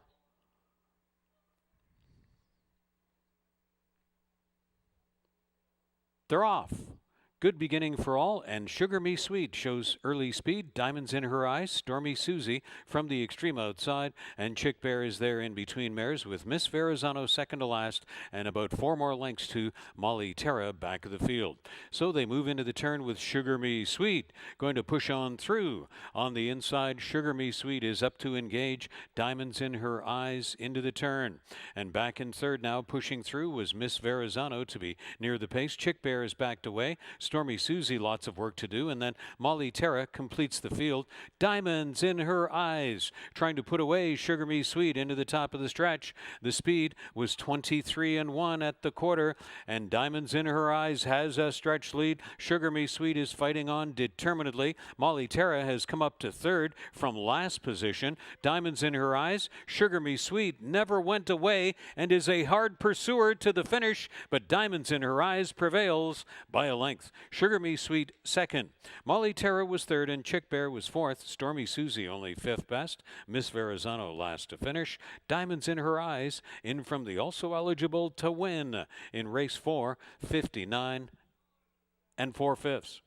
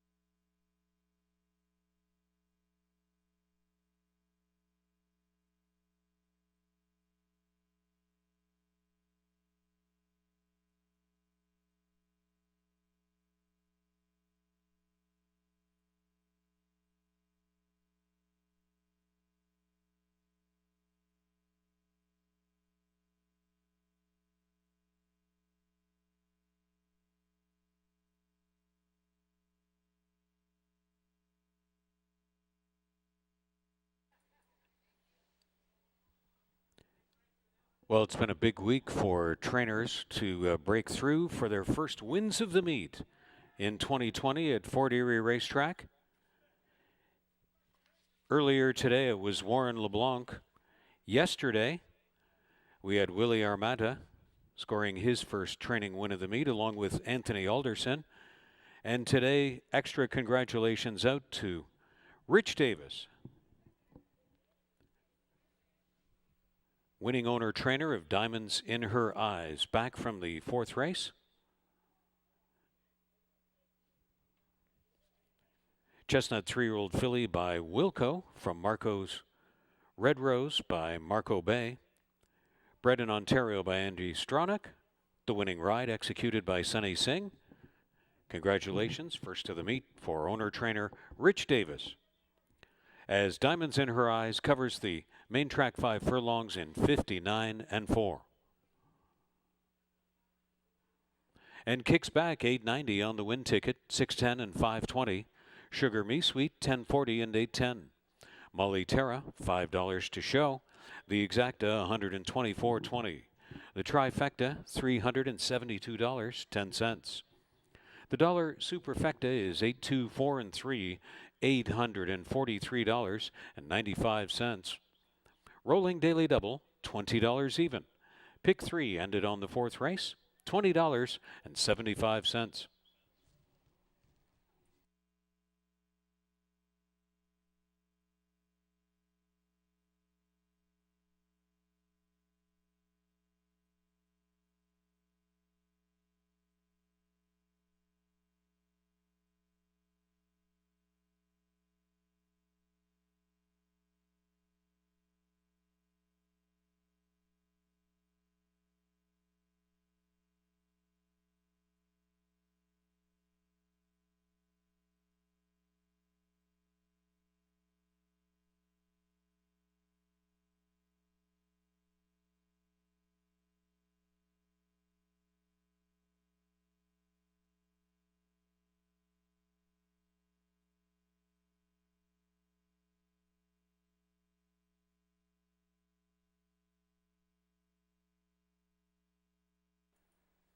You can relive the weekly racing action every Thursday evening at 8 p.m. on your TV Niagara. It's post time from Fort Erie Racetrack, our weekly highlights and recap show.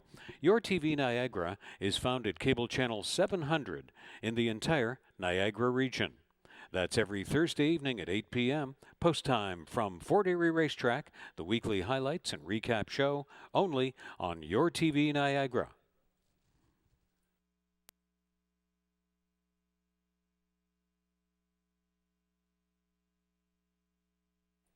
In the fifth race, 4 Obliviously will race 4 pounds over. Race 5 kicks off this program's 20-cent pick 5, 19 minutes to post.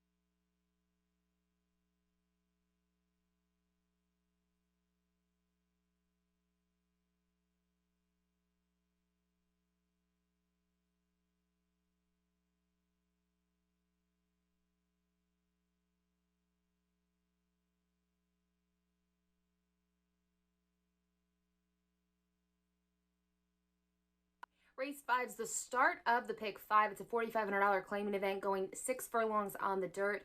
And here, just looking at horses with consistency, the 5 Seal Team 2 really stood out to me. He's got some big numbers to support him, and besides his last race where he stumbled at the start and lost his rider, well, he's never finished worse than second in 6 of his other starts.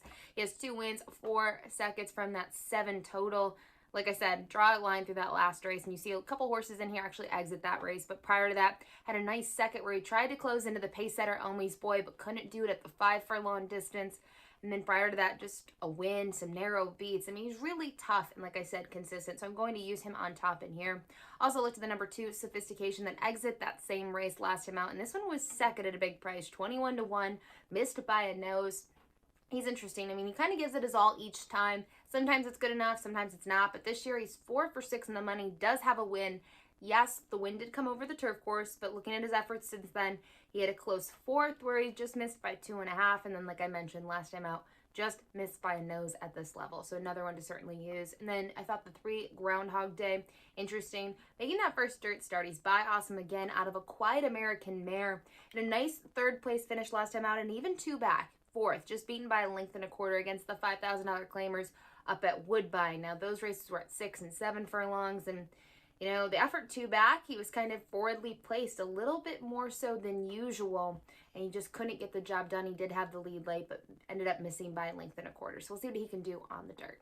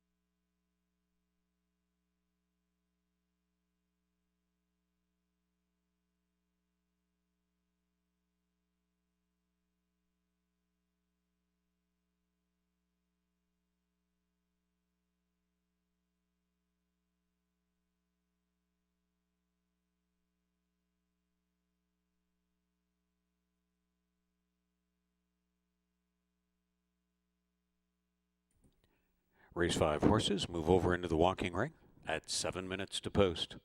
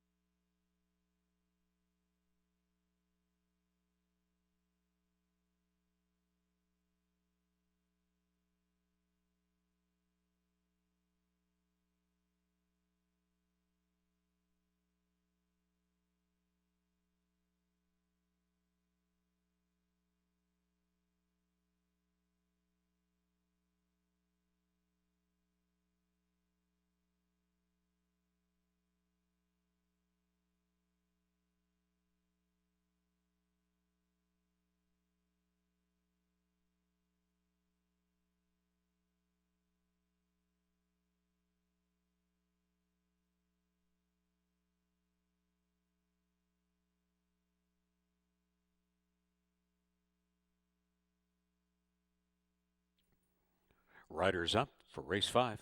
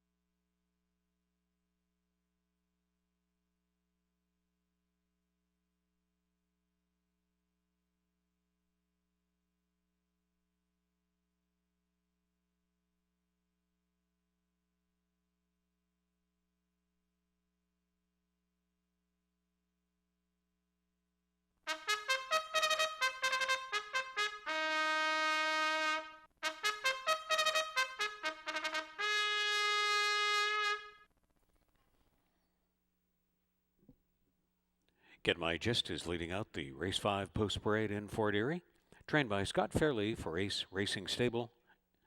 Aboard is Michelle Rainford. Pierre Mel Hot Rider of Two Sophistication, owned and trained by Stephen Cathcart, co-owned by Joe Roberto.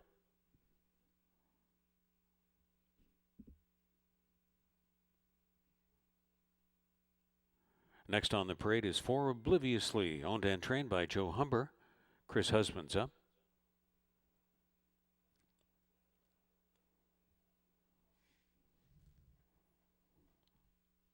Groundhog Day on the track, trained by Joan Mitchell for owner Linda Lippy. Mark Lee Buchanan, the jockey.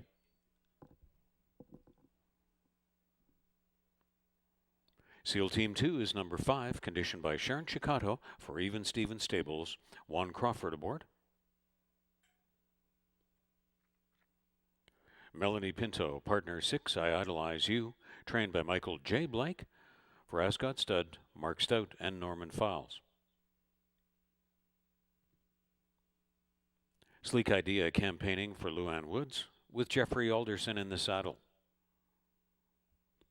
The claiming field to run 6 furlongs in race 5, start of the program's 20-cent pick 5.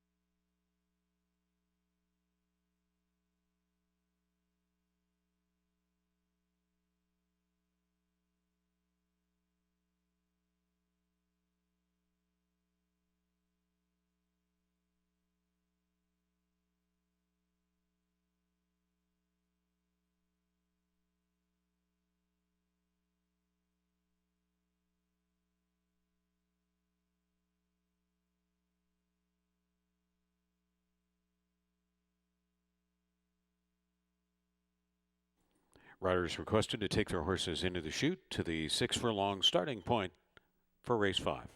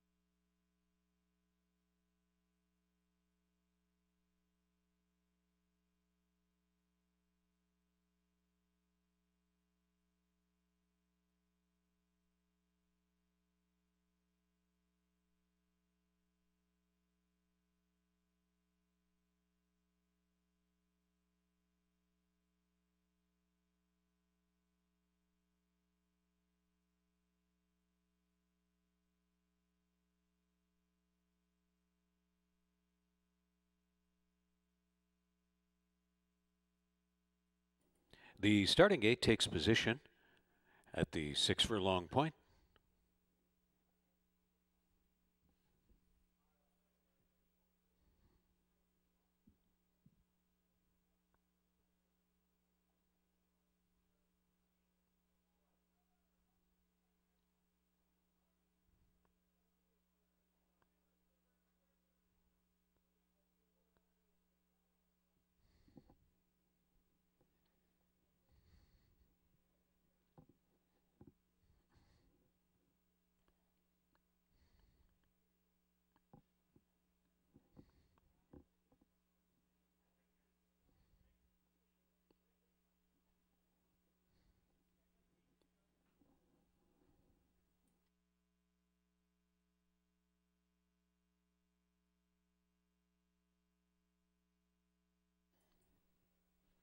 They've arrived at the gate. Last call now for 20-cent pick 5 and race 5 wagering. Get my gist. First in. Priced at 5 to 1. Favored Groundhog Day stepping in. Obliviously.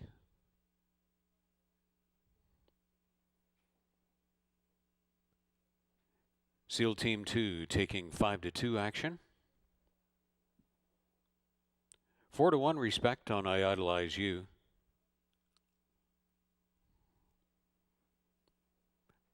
Long shot Sleek Idea. Sophistication will be last in.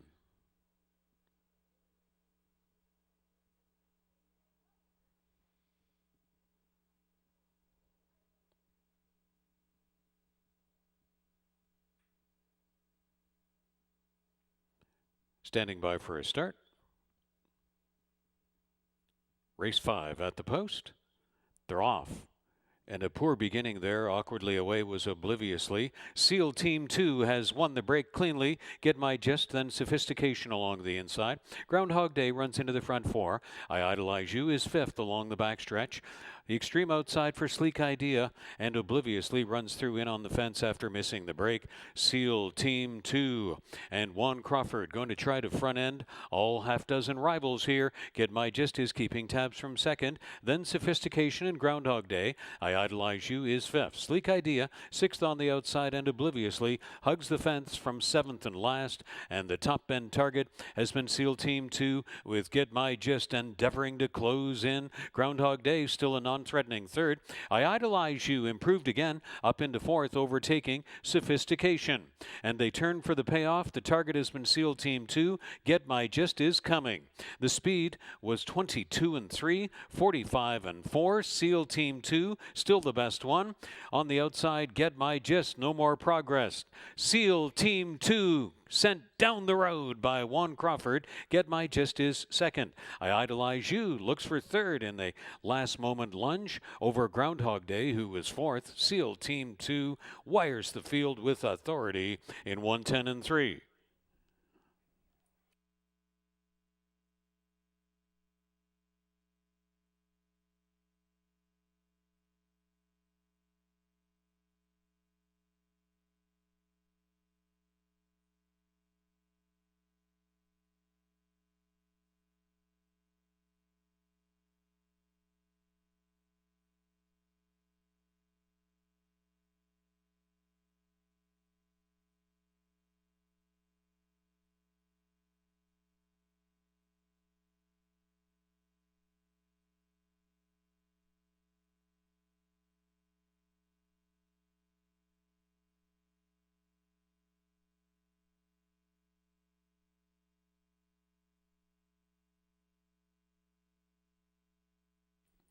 5163 is posted.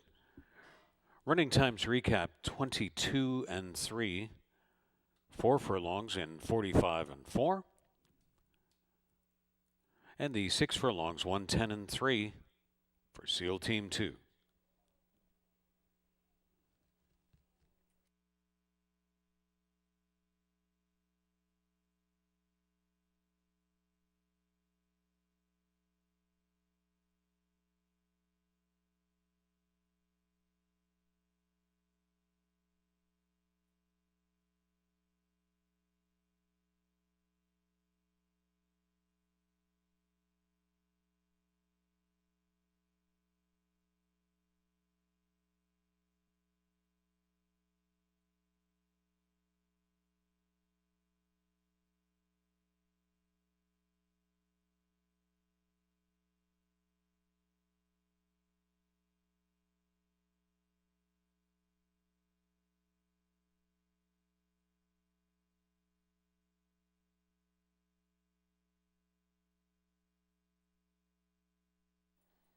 Here is SEAL Team 2 returning.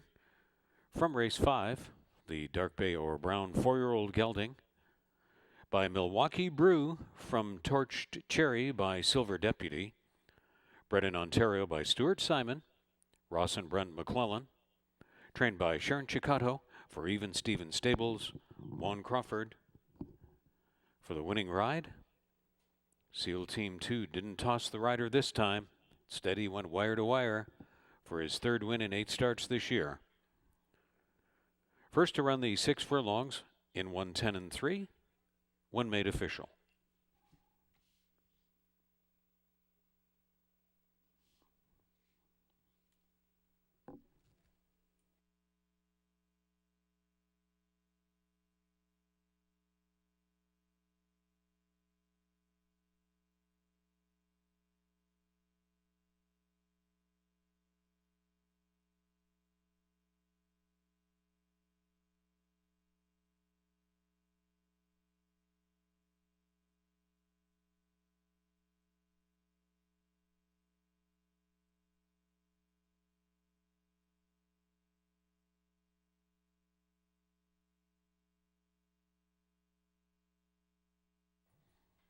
$744 and $3 on SEAL Team 2. Get My Jest $450 and $320. I Idolize You $280 to show. The Exacta $31.80. The Trifecta $84.20. The dollar superfecta combination is 5163, $123.55. Rolling daily double 45.10. The pick 3 $42 and a nickel, and the early $1 pick 4 $106 even.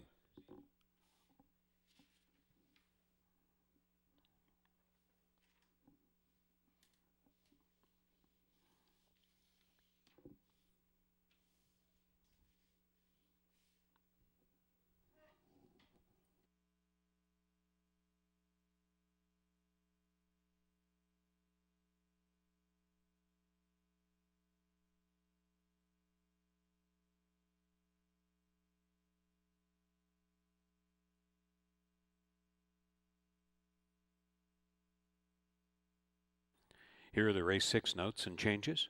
2 Pachamama, 2 pounds over. 3 Hush Buffy, 3 pounds over. 5 Shamrockus, 2 pounds over. 7 Written, 1 pound over. 19 minutes to the 6th race from Fort Erie.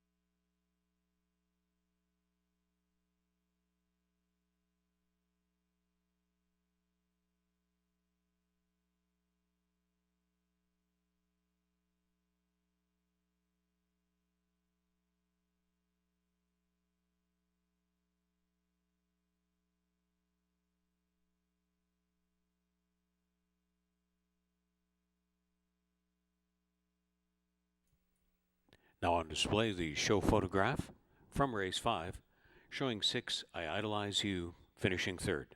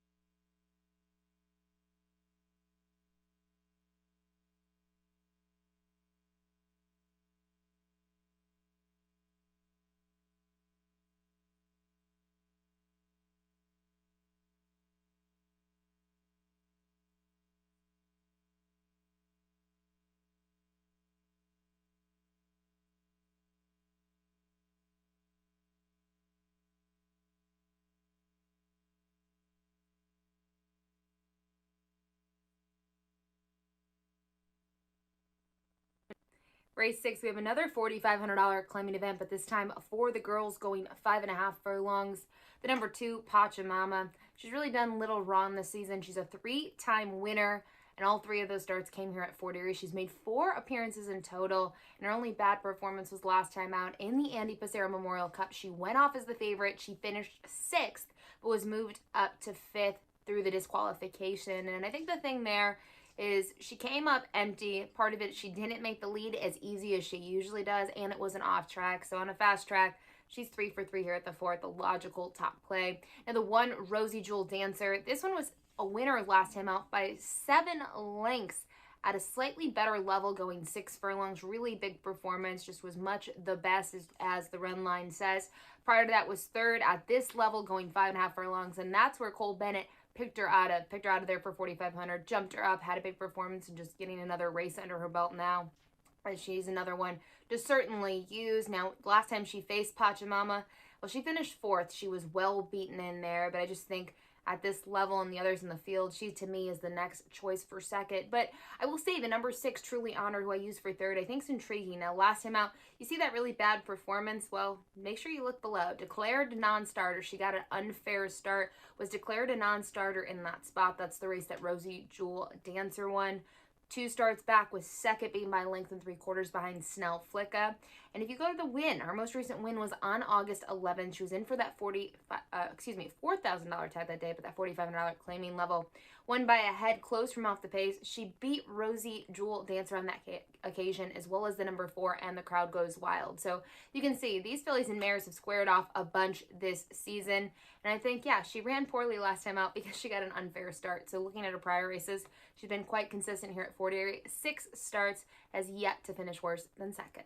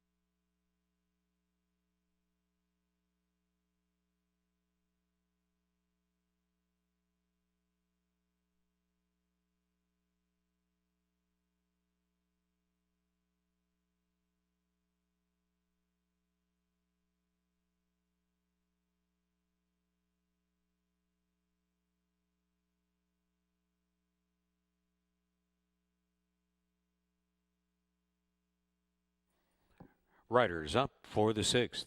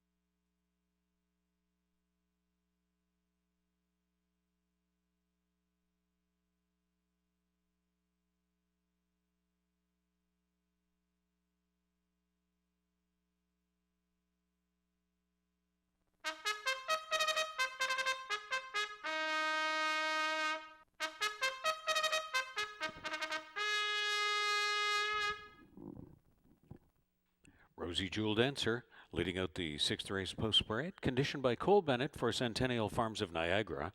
The rider is Keve Nichols. 2, Pachamama, campaigning for Nick Mullaney Jr. with Helen Vanek aboard. Sunny Singh partners 3, Hush Buffy for Nancy and Robert Warner.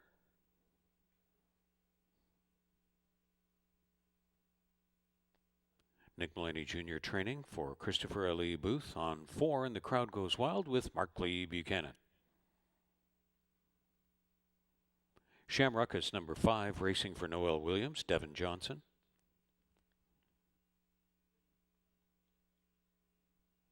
Saddle Duty to Chris Husbands on 6, Truly Honored for Joe Humber.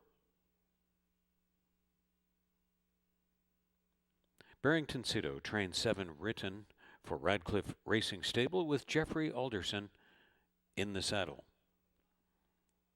They're on the track for the 6th race and will run 5.5 furlongs in the start of the late 20-cent pick 4.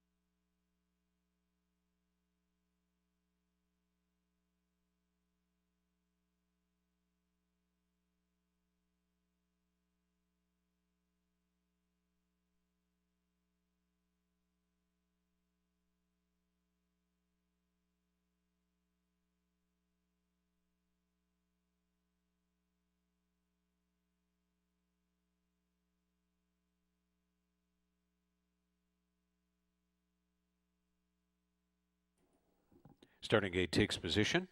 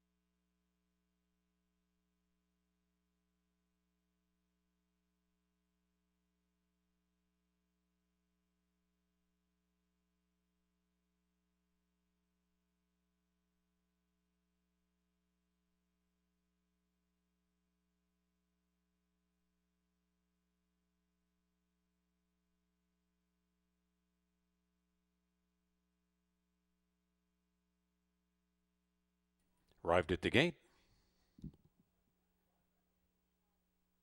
The lone 3-year-old filly in the field, Rosie Jewel Dancer, first in.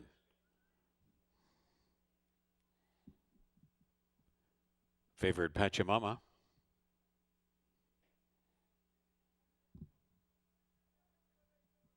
Hush Buffy. 7-1 action on And the Crowd Goes Wild.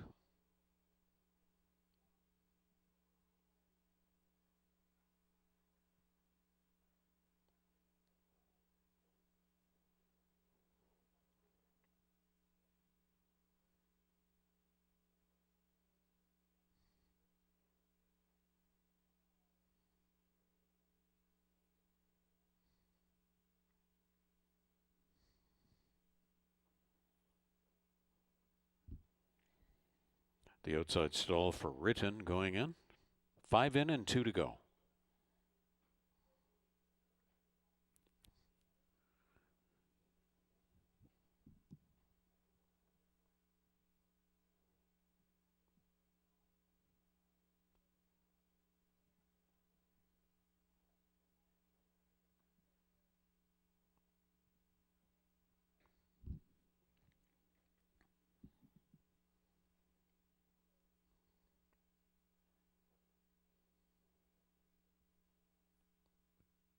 Truly Honored.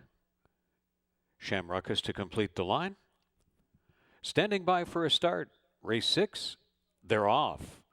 Good start on the outside for Written, but fastest of all, And the Crowd Goes Wild. Pachamama, as expected, is forwardly placed. And right along the inside, Rosie Jewel Dancer, there's the front 4. Shamruckus came away in 5th. Hush Buffy is 6th. Truly Honored completes the field. And right in on the fence, Rosie Jewel Dancer is going to hook up and grind away with the known speed of Pachamama. Pachamama and Rosie Jewel Dancer having a toe-to-toe battle into the turn, stalked by And the Crowd Goes Wild. And Longshot Written has been racing right up into the front 4. Shamruckus, then Truly Honored and Hush Buffy to the rear of the field. Pachamama, Rosie Jewel Dancer, And the Crowd Goes Wild. There's the top trio at head stretch. And the Crowd Goes Wild swings to the outside on Rosie Jewel Dancer and a hard-tested Pachamama through speed of 22 and 3 and 46 seconds. On the outside, running right on by is And the Crowd Goes Wild. Rosie Jewel Dancer has more. She has something more in reserve. Rosie Jewel Dancer and the Crowd Goes Wild. Heads apart and nose bobbing finish. Who got it? Finishing third was Truly Honored, way back to Pachamama 4th. Rosie Jewel Dancer and the Crowd Goes Wild. And a nail-biter photo finish in the 6th.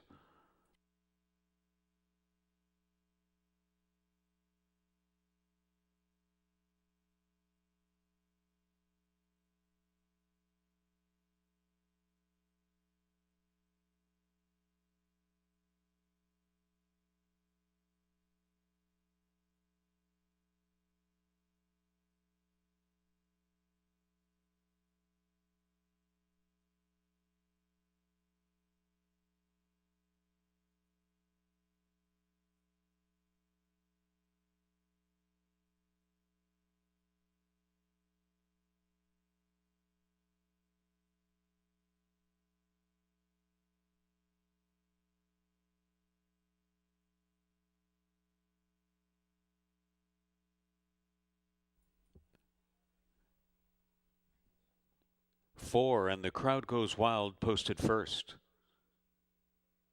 1, Rosie Jewel Dancer.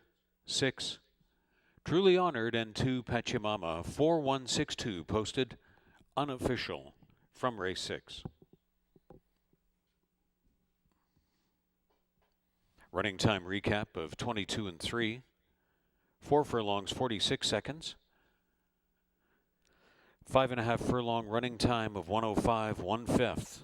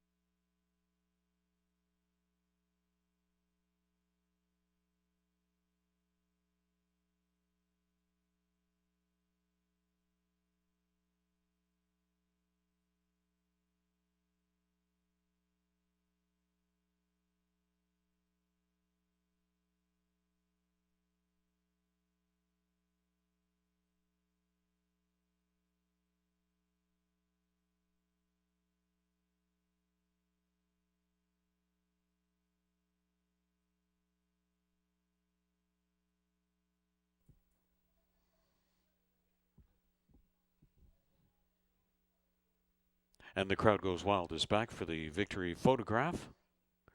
4-year-old Bay Filly by Court Vision.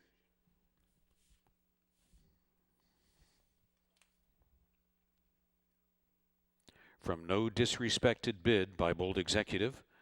Bred in Ontario by Ralph Biamont. Trained by Nick Mullaney Jr. for Christopher L.E. Booth. The winning ride in the final inches, executed by Mark Lee Buchanan. First win in 7 starts this year, and the crowd goes wild in the 6th. Got the nod in a tight photo. 105 and 1. It's official. Off at 7 to 1. 1770 on the win ticket. 590 and 340. Rosie Jewel Dancer 290 and 220. Truly Honored 330. The exact to 34.30. The trifecta $160.50. The dollar superfecta combination was 4162 for $131.75. Rolling daily double 69.40, and the pick 3 ended on the 6th race, $197.50.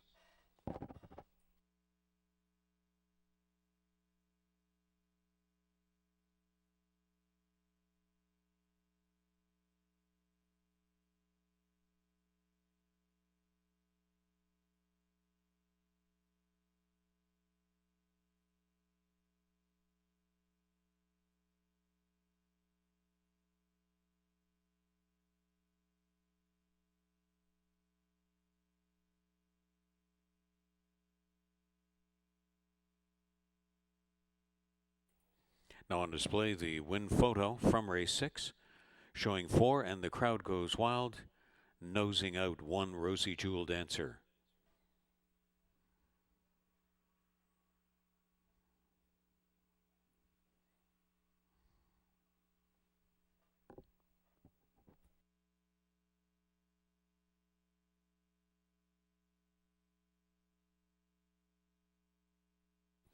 And there was a claim from the 6th race, 1 Rosie Jewel Dancer, claimed for $4,500 by Fortunato Galati, going to the shed row of new trainer Julie Ayres.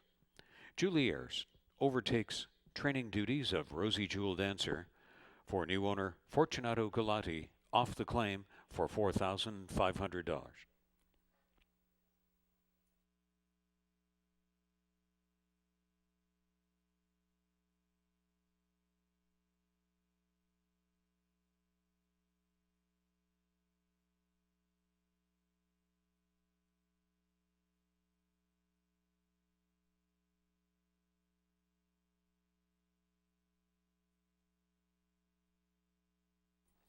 Here are the 7th race changes.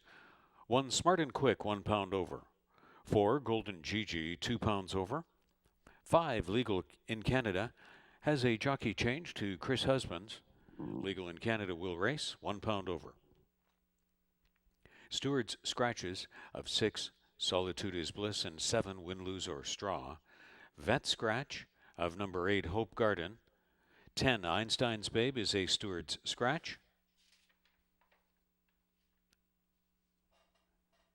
Also in this 7th race, note that 11, 14, and 15 will not go.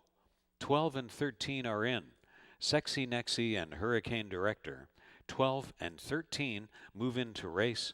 Sexy Nexy and Hurricane Director both to race 1 pound over. The 7th race will start the program's last 20-cent pick 3 in 18 minutes.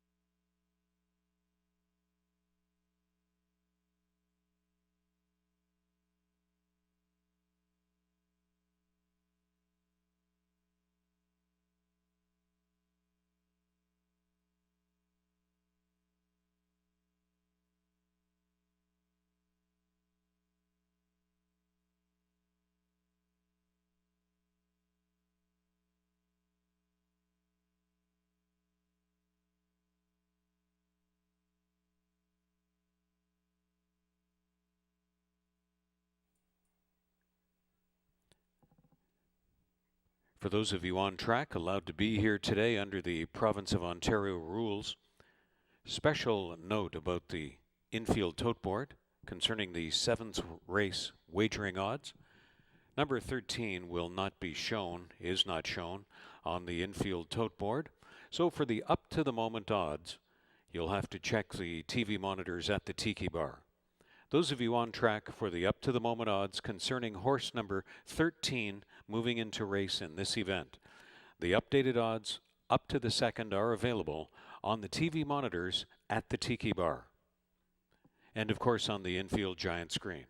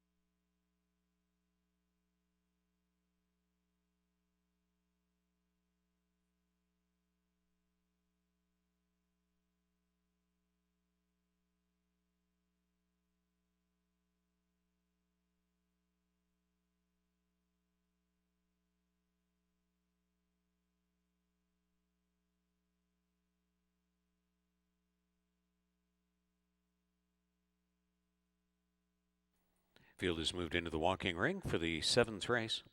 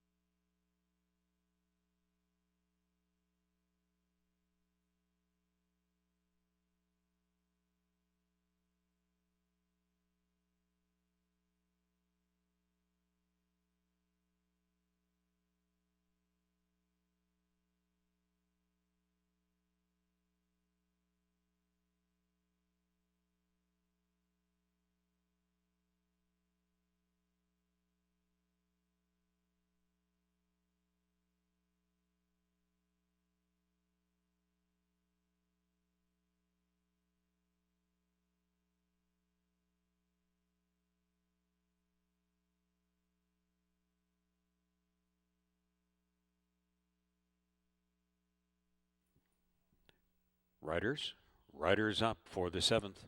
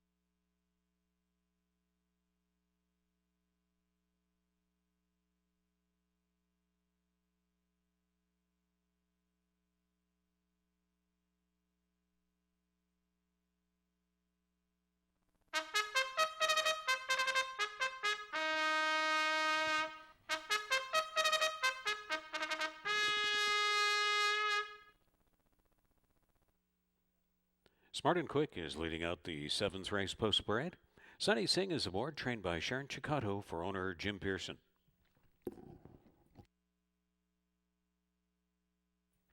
Des Maynard training for Chris Steve. Devin Johnson is the rider of 2, Class E Delight.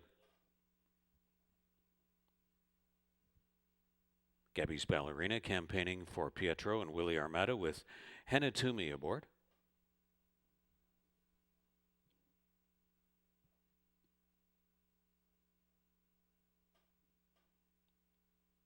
Nine Marvell next parading with Juan Crawford up. Trained by Ravendra Raghunath for Sheila Mohan.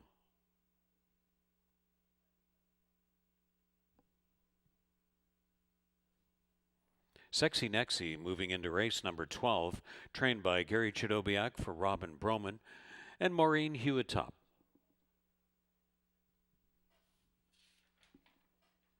"13 is Hurricane Director, scoring into race, conditioned by Tedston Holder for Kenny Yang. The jockey is Jason Hoyd.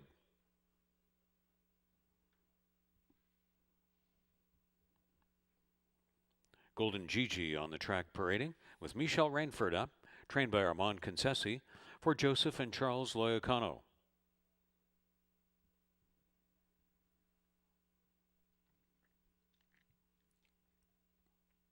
Completing the field is Legal in Canada, number 5, trained by Elliot Sullivan for Bruno Chickadans.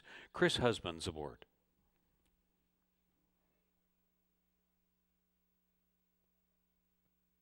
Their journey will be 1 mile and 70 yards on the main track. Race 7 moved onto the main track at 1 mile and 70 yards. Starts the program's last 20-cent pick 3. There's Superfecta, Rolling Double, Trifecta Exacta, Win Place and Show Opportunities on the 7th coming up from Fort Erie.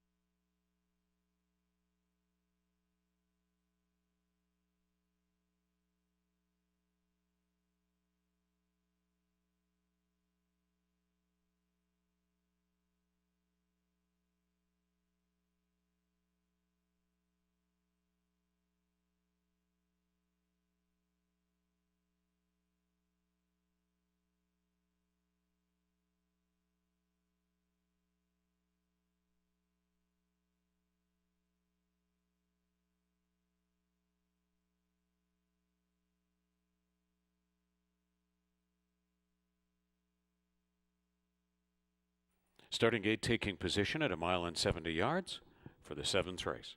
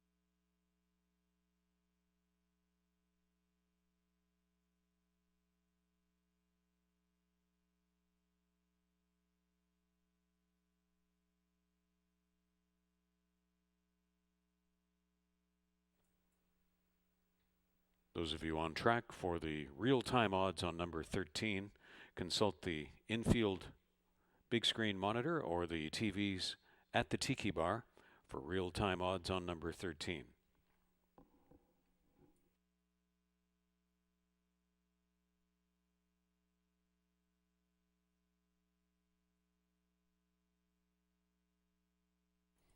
They've reached the starting gate. They're readying to load. Smart and Quick, hovering about 12 to 1, steps in. Classy Delight is taking 4 to 1 action.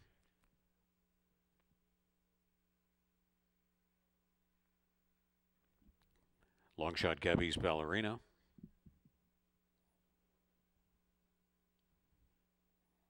Legal in Canada getting 5 to 2 respect.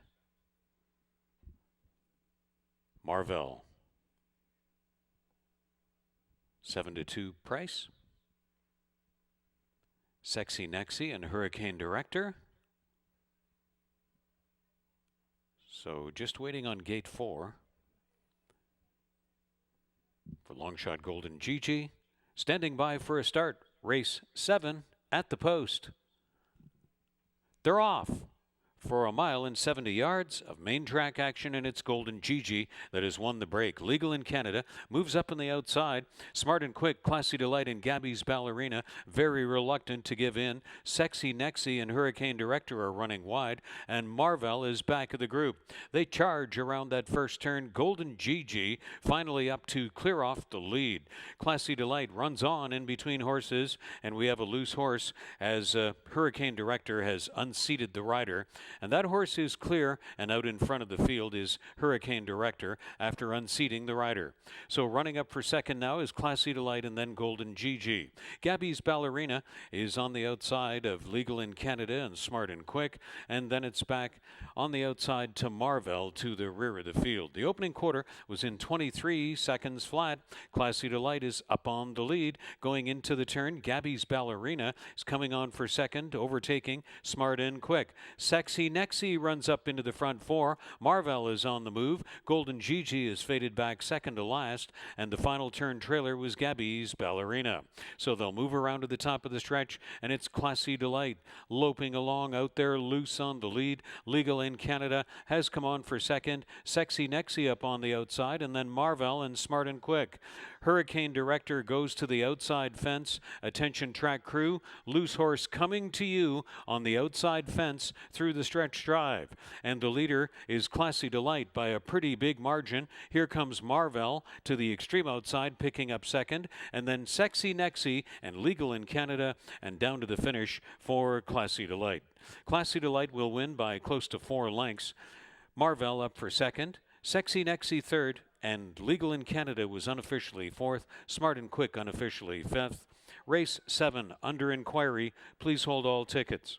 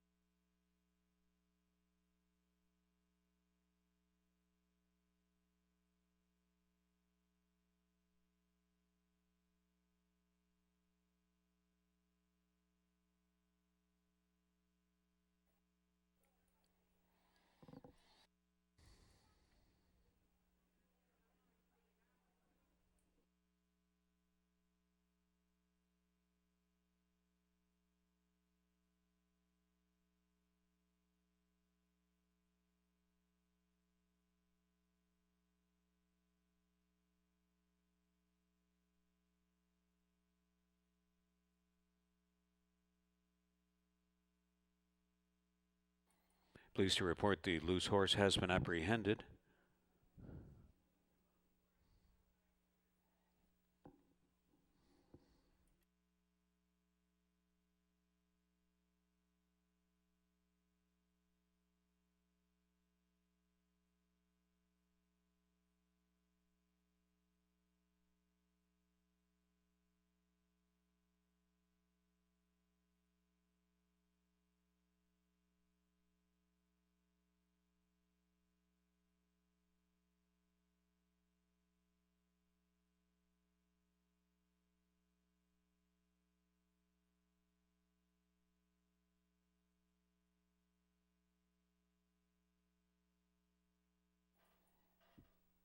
The race time recap: 23 seconds, 47 and 2, 6 furlongs, 13 and 2, and the mile and 70 yards, 145 and 4.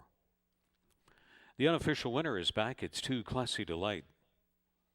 7-year-old bay mare by Summer Bird from Classy Caitlin by St. Balladou.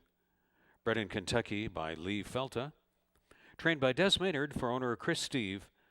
The winning ride to Devin Johnson.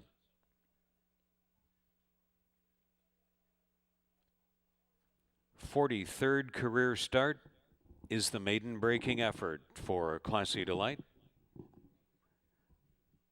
When made official, 145 and 4.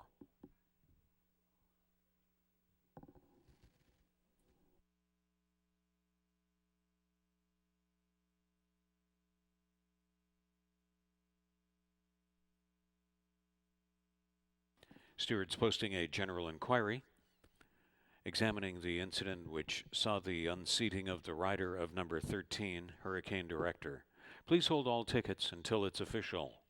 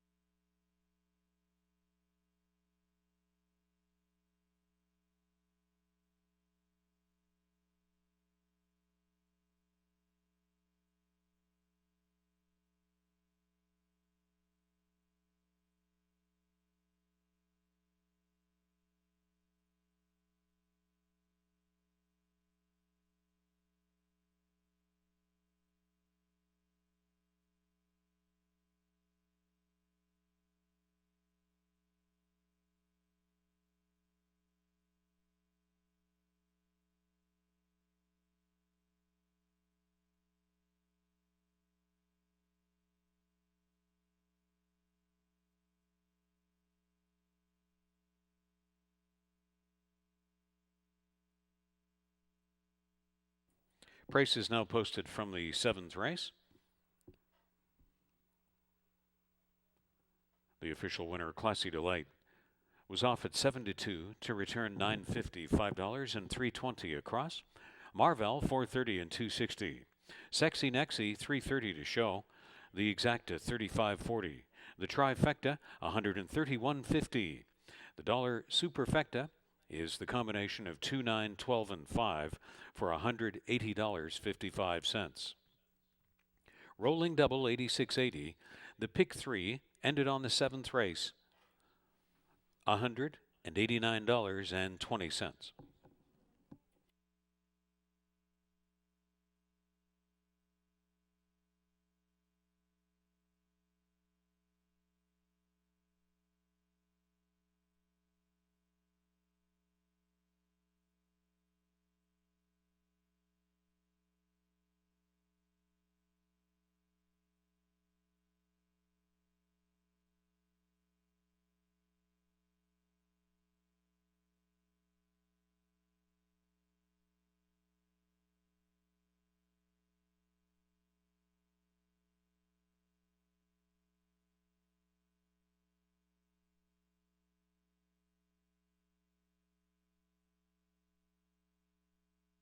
FortErieRacing.com is your home for our live stream, the replays, racing schedule, statistics, the Ashley Mayu Track Handicapper free daily tip sheet, and much more, now all live in HD.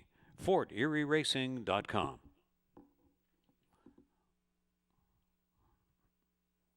Here are the 8th race changes. 1 Sienna Dream, 3 pounds over. 2 Precious Badge, vet scratch. 3 Jack Beanstalk, racing 1 pound over. 4 Kobe Loco, 1 pound over. 5 Time 2 Dance, 2 pounds over. The 8th race started this program's last rolling double. Superfecta, trifecta exacta, win, place, and show opportunities on the 8th from Fort Erie.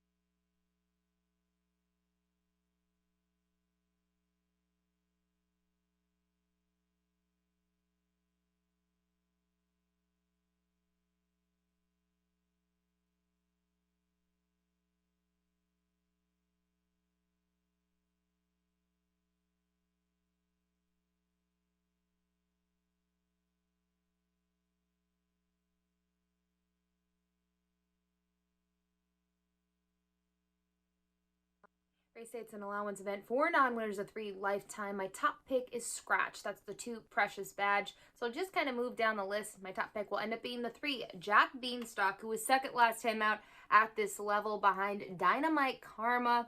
Just beaten by 2 1/4 and kind of had an even a trip.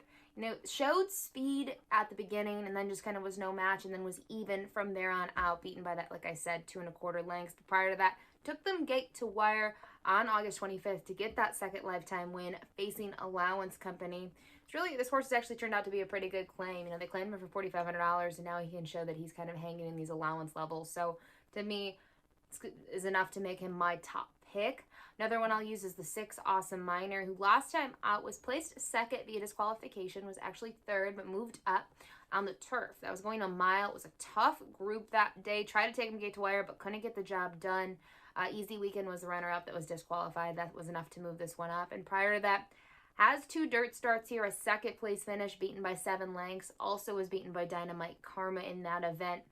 And then we see the next time was 5th, beaten by 5 lengths. But this one has won on the turf this season. I think the turf races are actually better for him. But I do think he's good enough on the dirt as well. And then finally, looking at who's left, I would probably toss in the 5 Time to Dance, who really kind of stepped up last time out at 15-1. That was an allowance event, picked up that second lifetime win, and just stalked the pace early on to win by a neck. So at 5-1 morning line, that's my next horse I'll go to.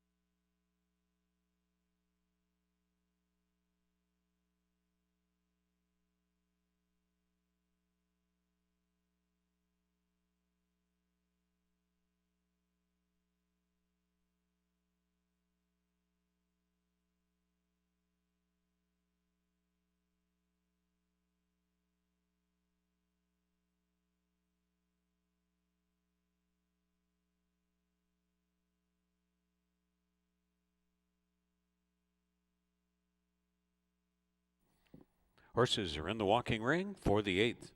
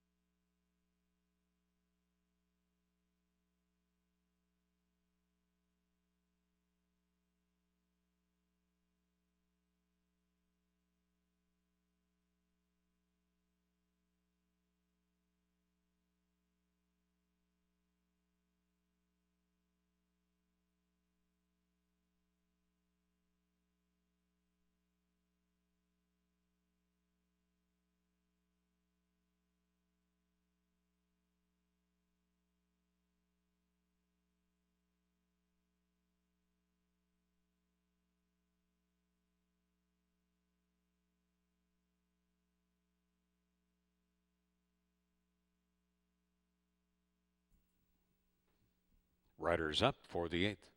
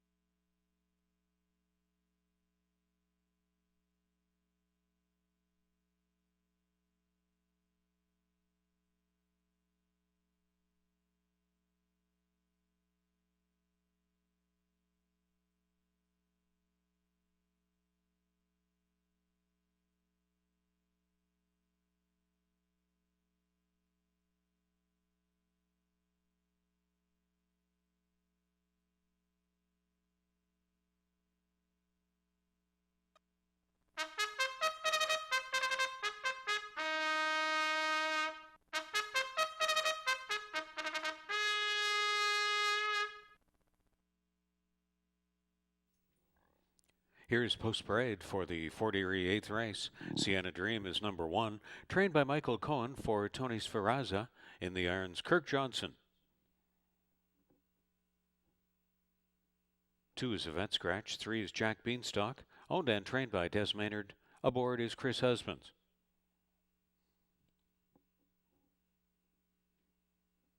Kobe Loco, number 4, trained by Norm Tomlinson for Cleveland Gordon.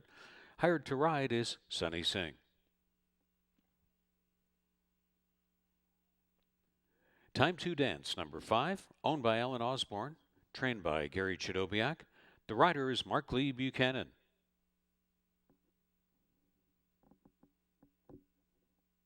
Blessed 2 Parades, with Nikki Alderson aboard.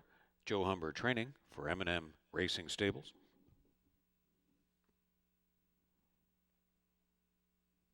Awesome Miner to complete the field.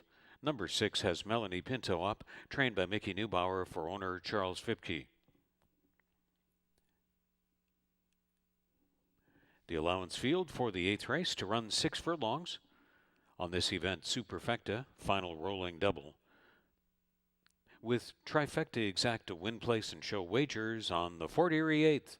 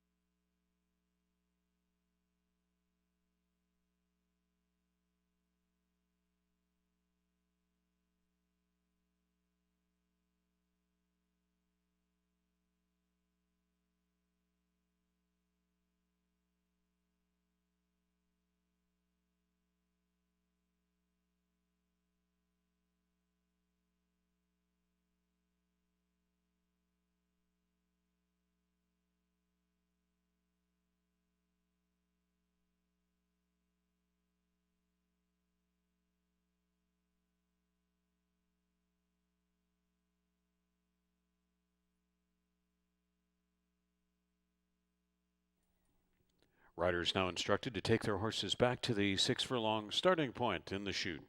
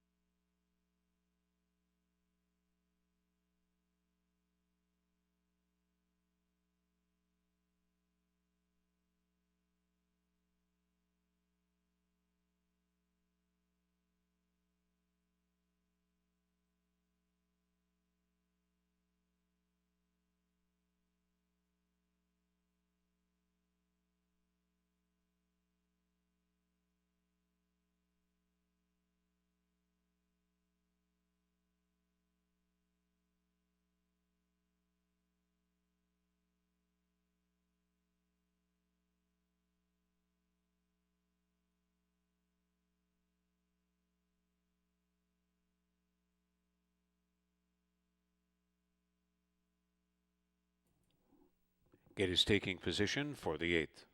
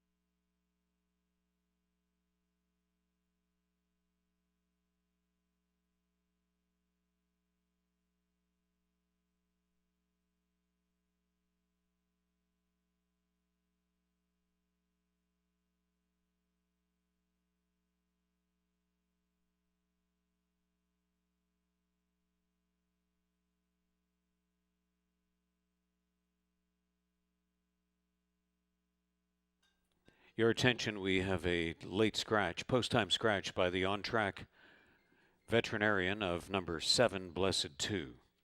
7, Blessed 2 has become a post-time scratch by order of the on-track veterinarian. There will be a refund or exchange of 8th race tickets involving 7, Blessed 2.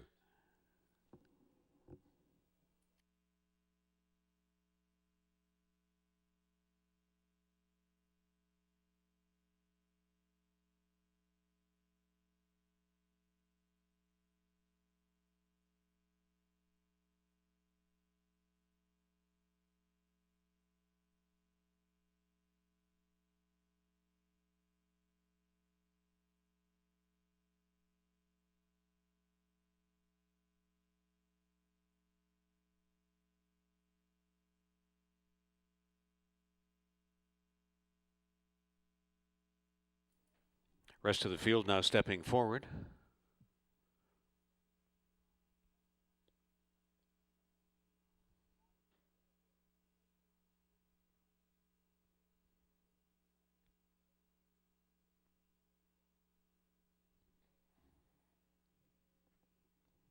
Three to one offered on Sienna Dream. First one in. Jack Beanstalk down to 4-5. Last click, steps in. Kobe Loco will be longest on the board. Time to Dance and Awesome Minor, 5-2 respect.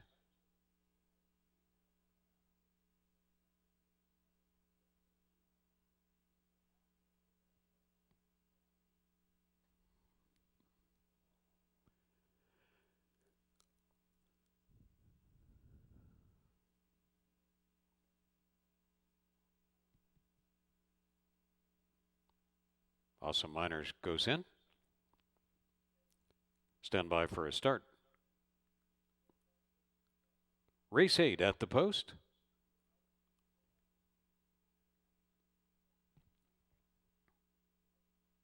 They're off. And jumping well. Right down along the inside is Jack Beanstalk. Awesome Miner had a good beginning on the extreme outside. Sienna Dream is going to be attending the pace closely. Kobe Loco is right up there.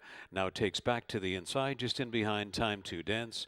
Jack Beanstalk and Awesome Miner, the leaders along the backstretch. Running along in third, that's Sienna Dream. Time to Dance up in the outside. Drafts along in fourth, and 3 more lengths to the trailer. Longest on the board, Kobe Loco. Shortest on the board, Jack Beanstalk. Hooking up with Awesome Miner all the way into the turn. The opening quarter was a deceptively quick 22-2. Jack Beanstalk and Awesome Miner. Awesome Miner is showing a short lead, and they ready for the run inside the quarter pole. Awesome Miner overtaking Jack Beanstalk. Time to Dance well back in third, and then it's Kobe Loco and Sienna Dream. Awesome Miner and Melanie Pinto trying to bring it home from here. Awesome Miner kicks away by 3. No more to offer yet from Jack Beanstalk. Awesome Miner in a canter gallops down to the wire, and Awesome Miner scores well at 5-2 over Jack Beanstalk. Time to Dance with third, and Kobe Loco fourth best, and the running time is 1:10 for a very impressive Awesome Miner.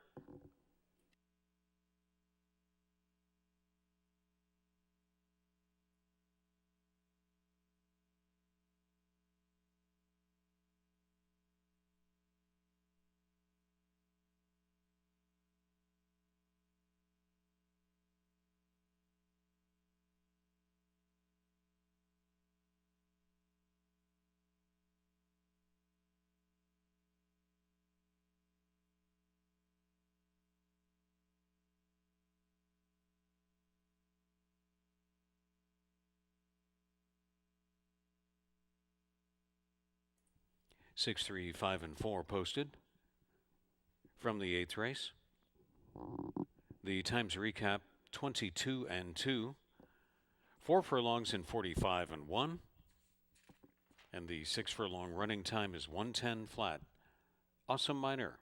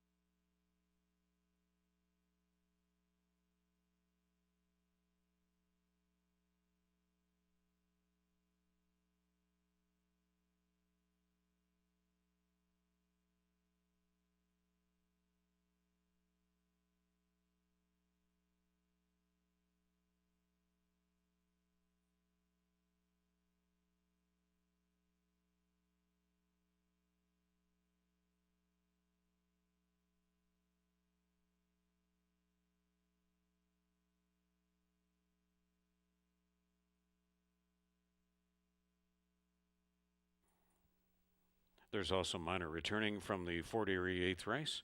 The Chestnut 4-year-old colt by Mineshaft from Awesome Houdini by Awesome Again. Bred in Kentucky by the owner, Charles E. Fipke. Trained here by Mickey Neubauer. The winning ride to Melanie Pinto. And that's the second win in 7 starts this year, as Awesome Miner overwhelms the field in 1:10 flat when made official.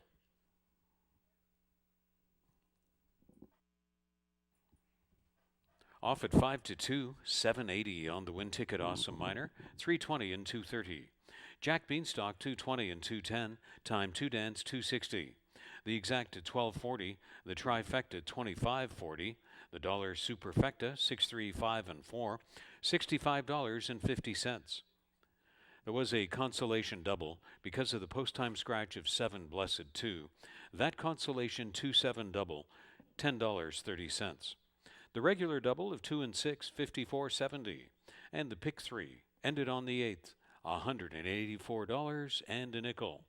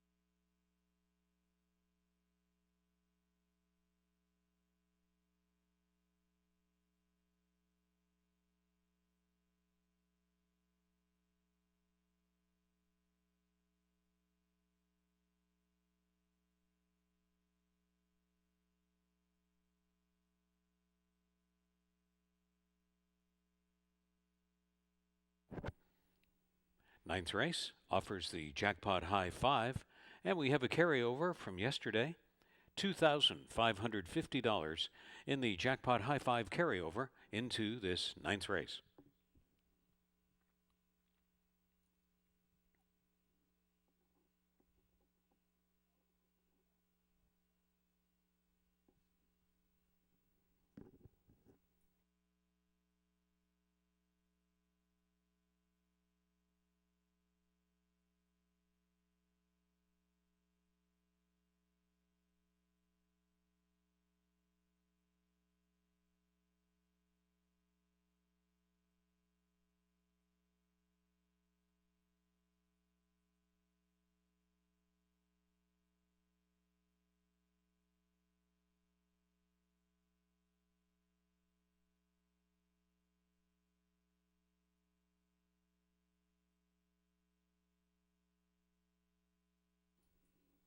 There was a steward scratch from the ninth race of 7 Cape Romance. 7 Cape Romance, steward's scratch from the ninth. Ninth race offering the jackpot high 5 with a carryover of more than $2,500. There's also Superfecta, Trifecta Exacta, Win Place and Show offerings on the ninth race. 19 minutes to post time for the Tuesday finale from Fort Erie Racetrack.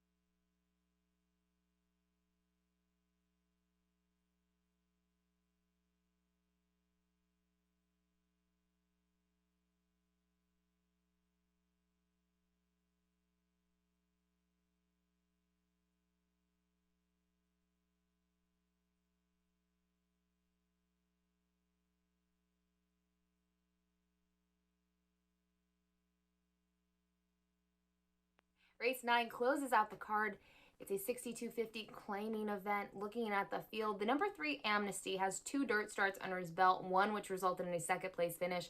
You have to go a while back to find it. It was in March of 2019 down at Gulfstream Park when he was trying to break his maiden. He faced a Florida Breds in a maiden special weight event. Was second, but beaten by over 10 lengths in the end and failed as the favorite. You can see he was in the Todd Pletcher barn at that time. In his start since then, he ended up breaking his maiden late last year while in for a $23,500 tag. And then it wasn't until August 9th of this year that he picked up his second lifetime win. He was in for a $9,500 tag that day. They went really quick on the turf. He was able to close to win by 2 lengths. Next start out, he picks up that third lifetime win, and then last time out, he faced that open level. Could not get the job done. Finished 5th in an 8-horse race, but was claimed out of that event. You can see he just simply hasn't lived up to his expectations. I mean, he was a $650,000 purchase in March of 2018, but I think at this level on the dirt, he should be just fine. Now, the number 6, Fafa Fui, well, he's one that's kind of, I don't know, kind of shined in the sense that this year when he picked up his second lifetime win, it was his first dirt start here at Fort Erie. He was only in for a $3,000 tag. Decisive winner. The next time out, they jumped him up from $3,000 to $6,250. He won again. And then that's where things get interesting. They stretched him out to a mile and a 16th. He faced a very tough allowance optional claiming level. He was second, beaten by a head behind High Rolling Dude, who's a very consistent 2-turn dirt horse, not only here, but in Florida this past winter. And then last time out, they shorted him back up. Third, beaten 6 3/4. I mean, he's just been so consistent. To see this horse kind of rise up from that $3,000 non-winners of 2 lifetime now to these other races that he's performed well, I think at this level, he could be a serious factor. Then finally, the 5, Conquest Eliminator. He's intriguing in the sense that he does have a win here at Fort Erie. You have to go a while back. It was last fall, October 8th, 2019. He won a very tough race in gate-to-wire fashion by 6 3/4. You see that optional claiming event, allowance optional claiming event, and he beat Tinker Ring that day. Gaultier, just much the best. And since then, he's made a couple starts here. You can see last time out on the turf, he didn't run too well. He was placed 4th, bumped up from the disqualification. And prior to that, he was 4th again behind Giant Mine, Uncle Grumpy, who's in this race again in Ben's last call. So he just hasn't showed that same speed that he once did. But one thing I do like is I like the rider change. I know Pierre went to a different horse, but Helen Vanek, I don't know. I can see Helen maybe getting him out of the gate early on and maybe trying to go. I mean, Fafa Fui has some early foot, but not too many others do. Maybe Amnesty will go as well. So I think Helen might be able to get this horse back on track. And at 10-1 morning line, juicy price.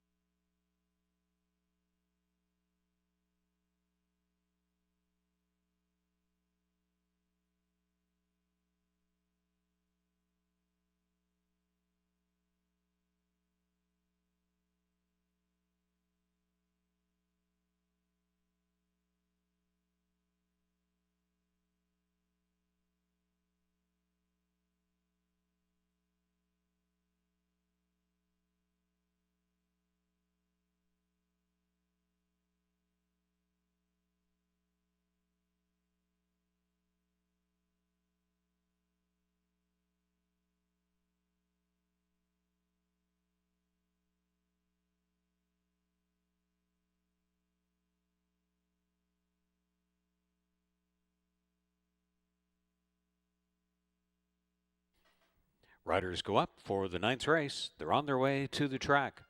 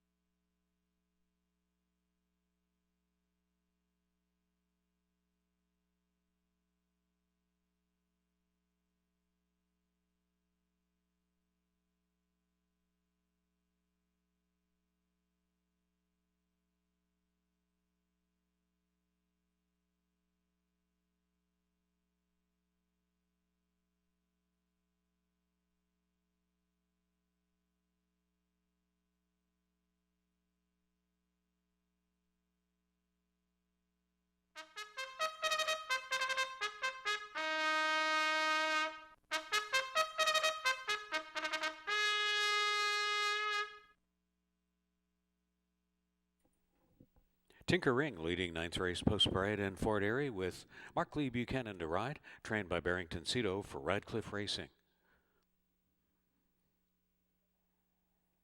Willie Armada conditions for Alpine Stable. Chris Husbands, the rider of 2, Majestic Fever.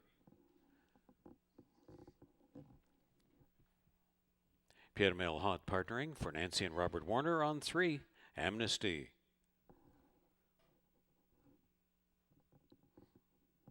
Uncle Grumpy, number 4, is trained by Rich Davis for C&H Duggan Farms. The mount to Sunny Singh. Helen Vanek partnering 5, Conquest Eliminator, trained by Chris Julian for Dominic Paulsonelli. 6 is Fafa Fui, conditioned by John Sims for Tony Gato and In the Irons Kirk Johnson. Number 7 was a Stewart scratch. 9th race offering the jackpot high 5 with a carryover pool of almost $2,600 into this event. And there's Trifecta Exacta win place and show wagering along with Superfecta. 9th race post time in 4 minutes from Fort Erie Racetrack.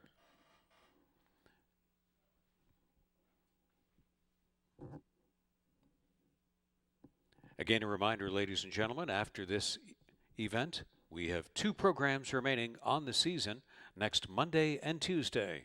The regularly scheduled Monday and Tuesday programs, October 12th and 13th, first post at 1:10 p.m., pre-race coverage on the air at 12:35 p.m. next Monday and Tuesday to conclude the season.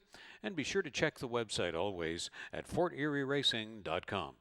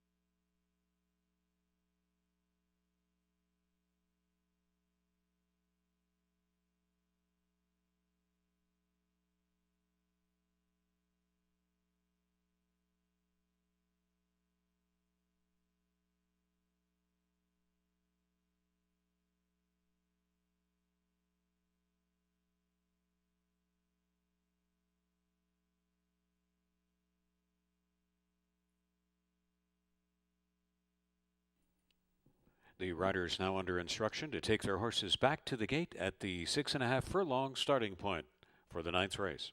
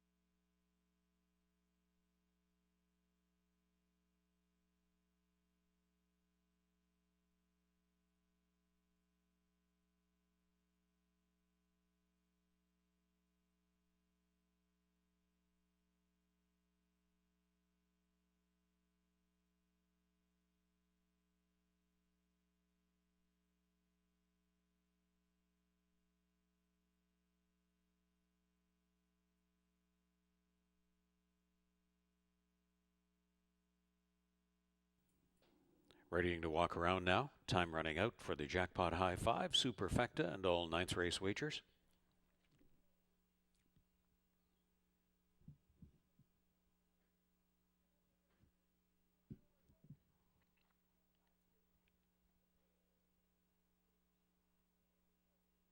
Tinkering first calmly in at 9-1.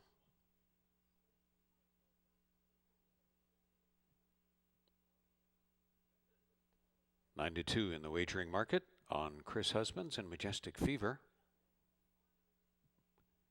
Amnesty shown 3-1 respect.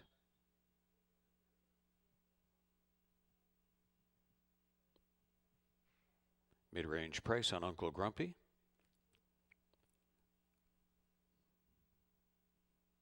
Same for Helen Vanek and Conquest Eliminator. Here's the favorite, Fafa Fui,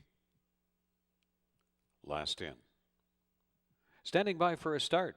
9th race at the post.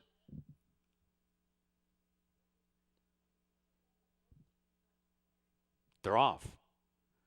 They've all come out cleanly. Tinkering right along the inside. Going to surge on through is Majestic Fever as they prepare to leave the chute. Running farthest outside, that's Fa Fa Fui, made to run wide out there. Along the backstretch, and Amnesty has joined this front-end fracas. So Amnesty is up to pressure Majestic Fever, and on their outside, here comes the favorite, Fa Fa Fui, to join the early action.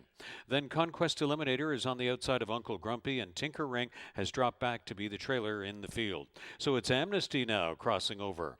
Making the speed is Amnesty onto the turn. The opening quarter was 23 1/5. Fa Fa Fui made to run wide the whole way. Majestic Fever now back in third. Uncle Grumpy is coming through on the inside flank of Conquest Eliminator, and about 6 more lengths back to Tinkering as they move to the top of the stretch. Fa Fa Fui taking dead aim on Amnesty. Conquest Eliminator and Uncle Grumpy are rolling wide. Majestic Fever not out of it, down in on the fence. Just a scant lead for Fa Fa Fui after a half in 46-1. Fa Fa Fui still fighting on is Amnesty. Amnesty coming back on. It's going to be close. On the outside, Fa Fa Fui. Amnesty on the inside. Bobbing heads finish. Fa Fa Fui and Amnesty. Closing on them was Uncle Grumpy. Then Majestic Fever, and back to Conquest Eliminator and Tinkering, and they ran 6.5 furlongs to finish, maybe millimeters apart in the 9th.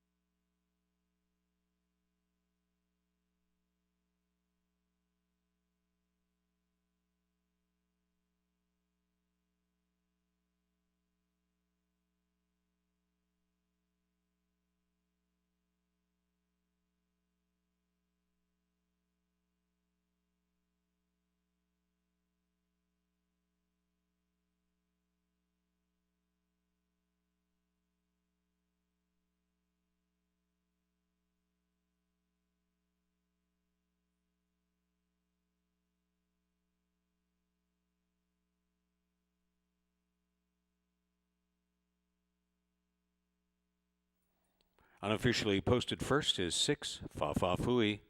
3, Amnesty, posted second. Then 4, Uncle Grumpy, and 2, Majestic Fever.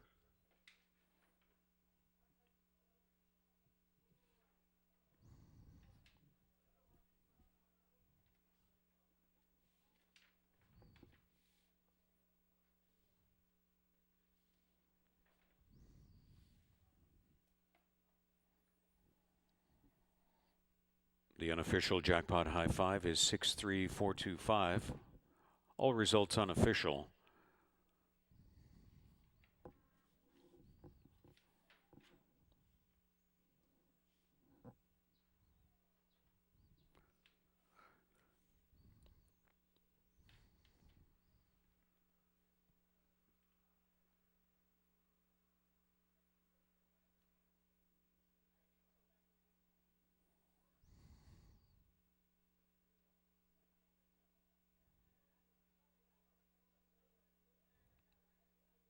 There's Fa Fa Fooey from the 9th race in Fort Erie. The Dark Bear Brown 4-year-old gelding by Alternation. From Old to Love by Gone West. Bred in Florida by Woodford Thoroughbreds. Trained by John Sims. For owner Tony Gateau. The winning ride to Kirk Johnson.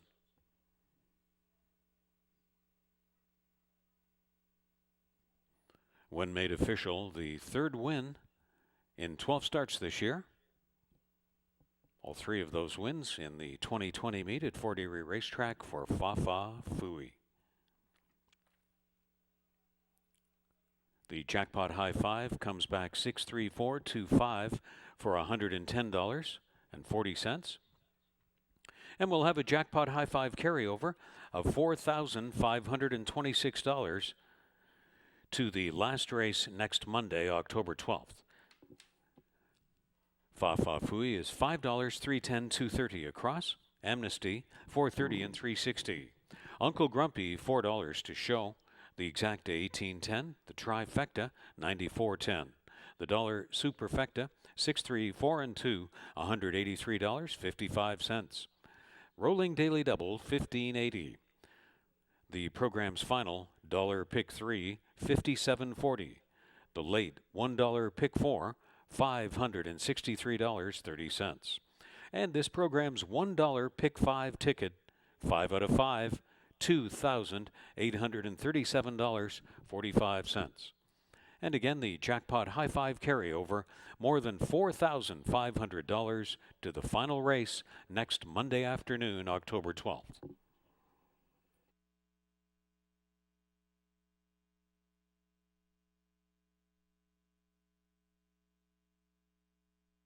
Now on display, the win photo. Fa Fa Fooey edges out. Amnesty on the inside and Uncle Grumpy on the outside.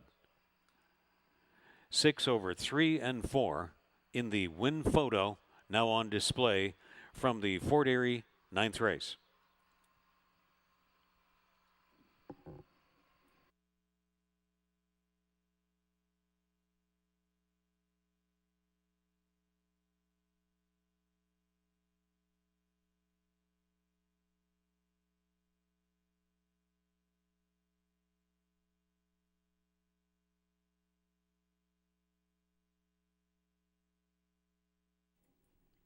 Two programs to go on the meet here at Fort Erie Racetrack next Monday and Tuesday, October 12th and 13th, and the jackpot high five carryover to the final race next Monday, $4,526. Almost $5,000 in the jackpot high five carryover to the final race next Monday afternoon.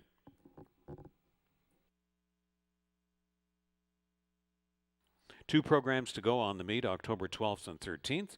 Post time as usual, next Monday and Tuesday at 1:10 p.m., with pre-race coverage of the action on the air at 12:35 p.m. Eastern for Fort Erie's Live Racing 2020.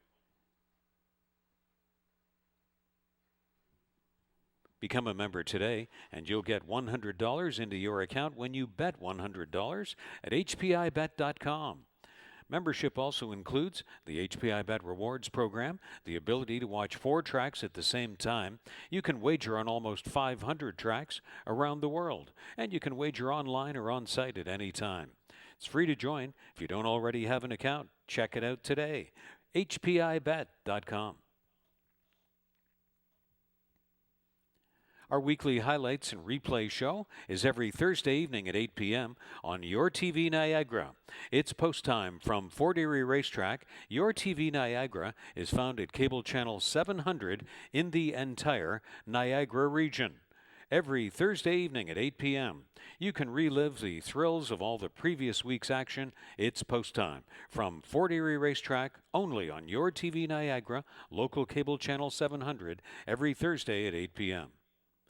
FortErieRacing.com is your home for the live stream, the replays, racing schedule, Ashley Mayhew's free daily tip sheet, statistics, and much more. And now it's all live in HD. FortErieRacing.com. Now, on behalf of our horse people, the TV broadcast production team, staff, management, and the racing officials, thanks a lot, everyone, for being with us for Live Racing 2020 from Fort Erie Racetrack. We'll see you again for the last 2 programs of the season next Monday and Tuesday. First post 1:10 p.m., pre-race coverage on the air at 12:35 p.m. Eastern. Have a great week ahead. The Jackpot High Five carryover, more than $4,500 to the last race next Monday. Good afternoon from Fort Erie Racetrack.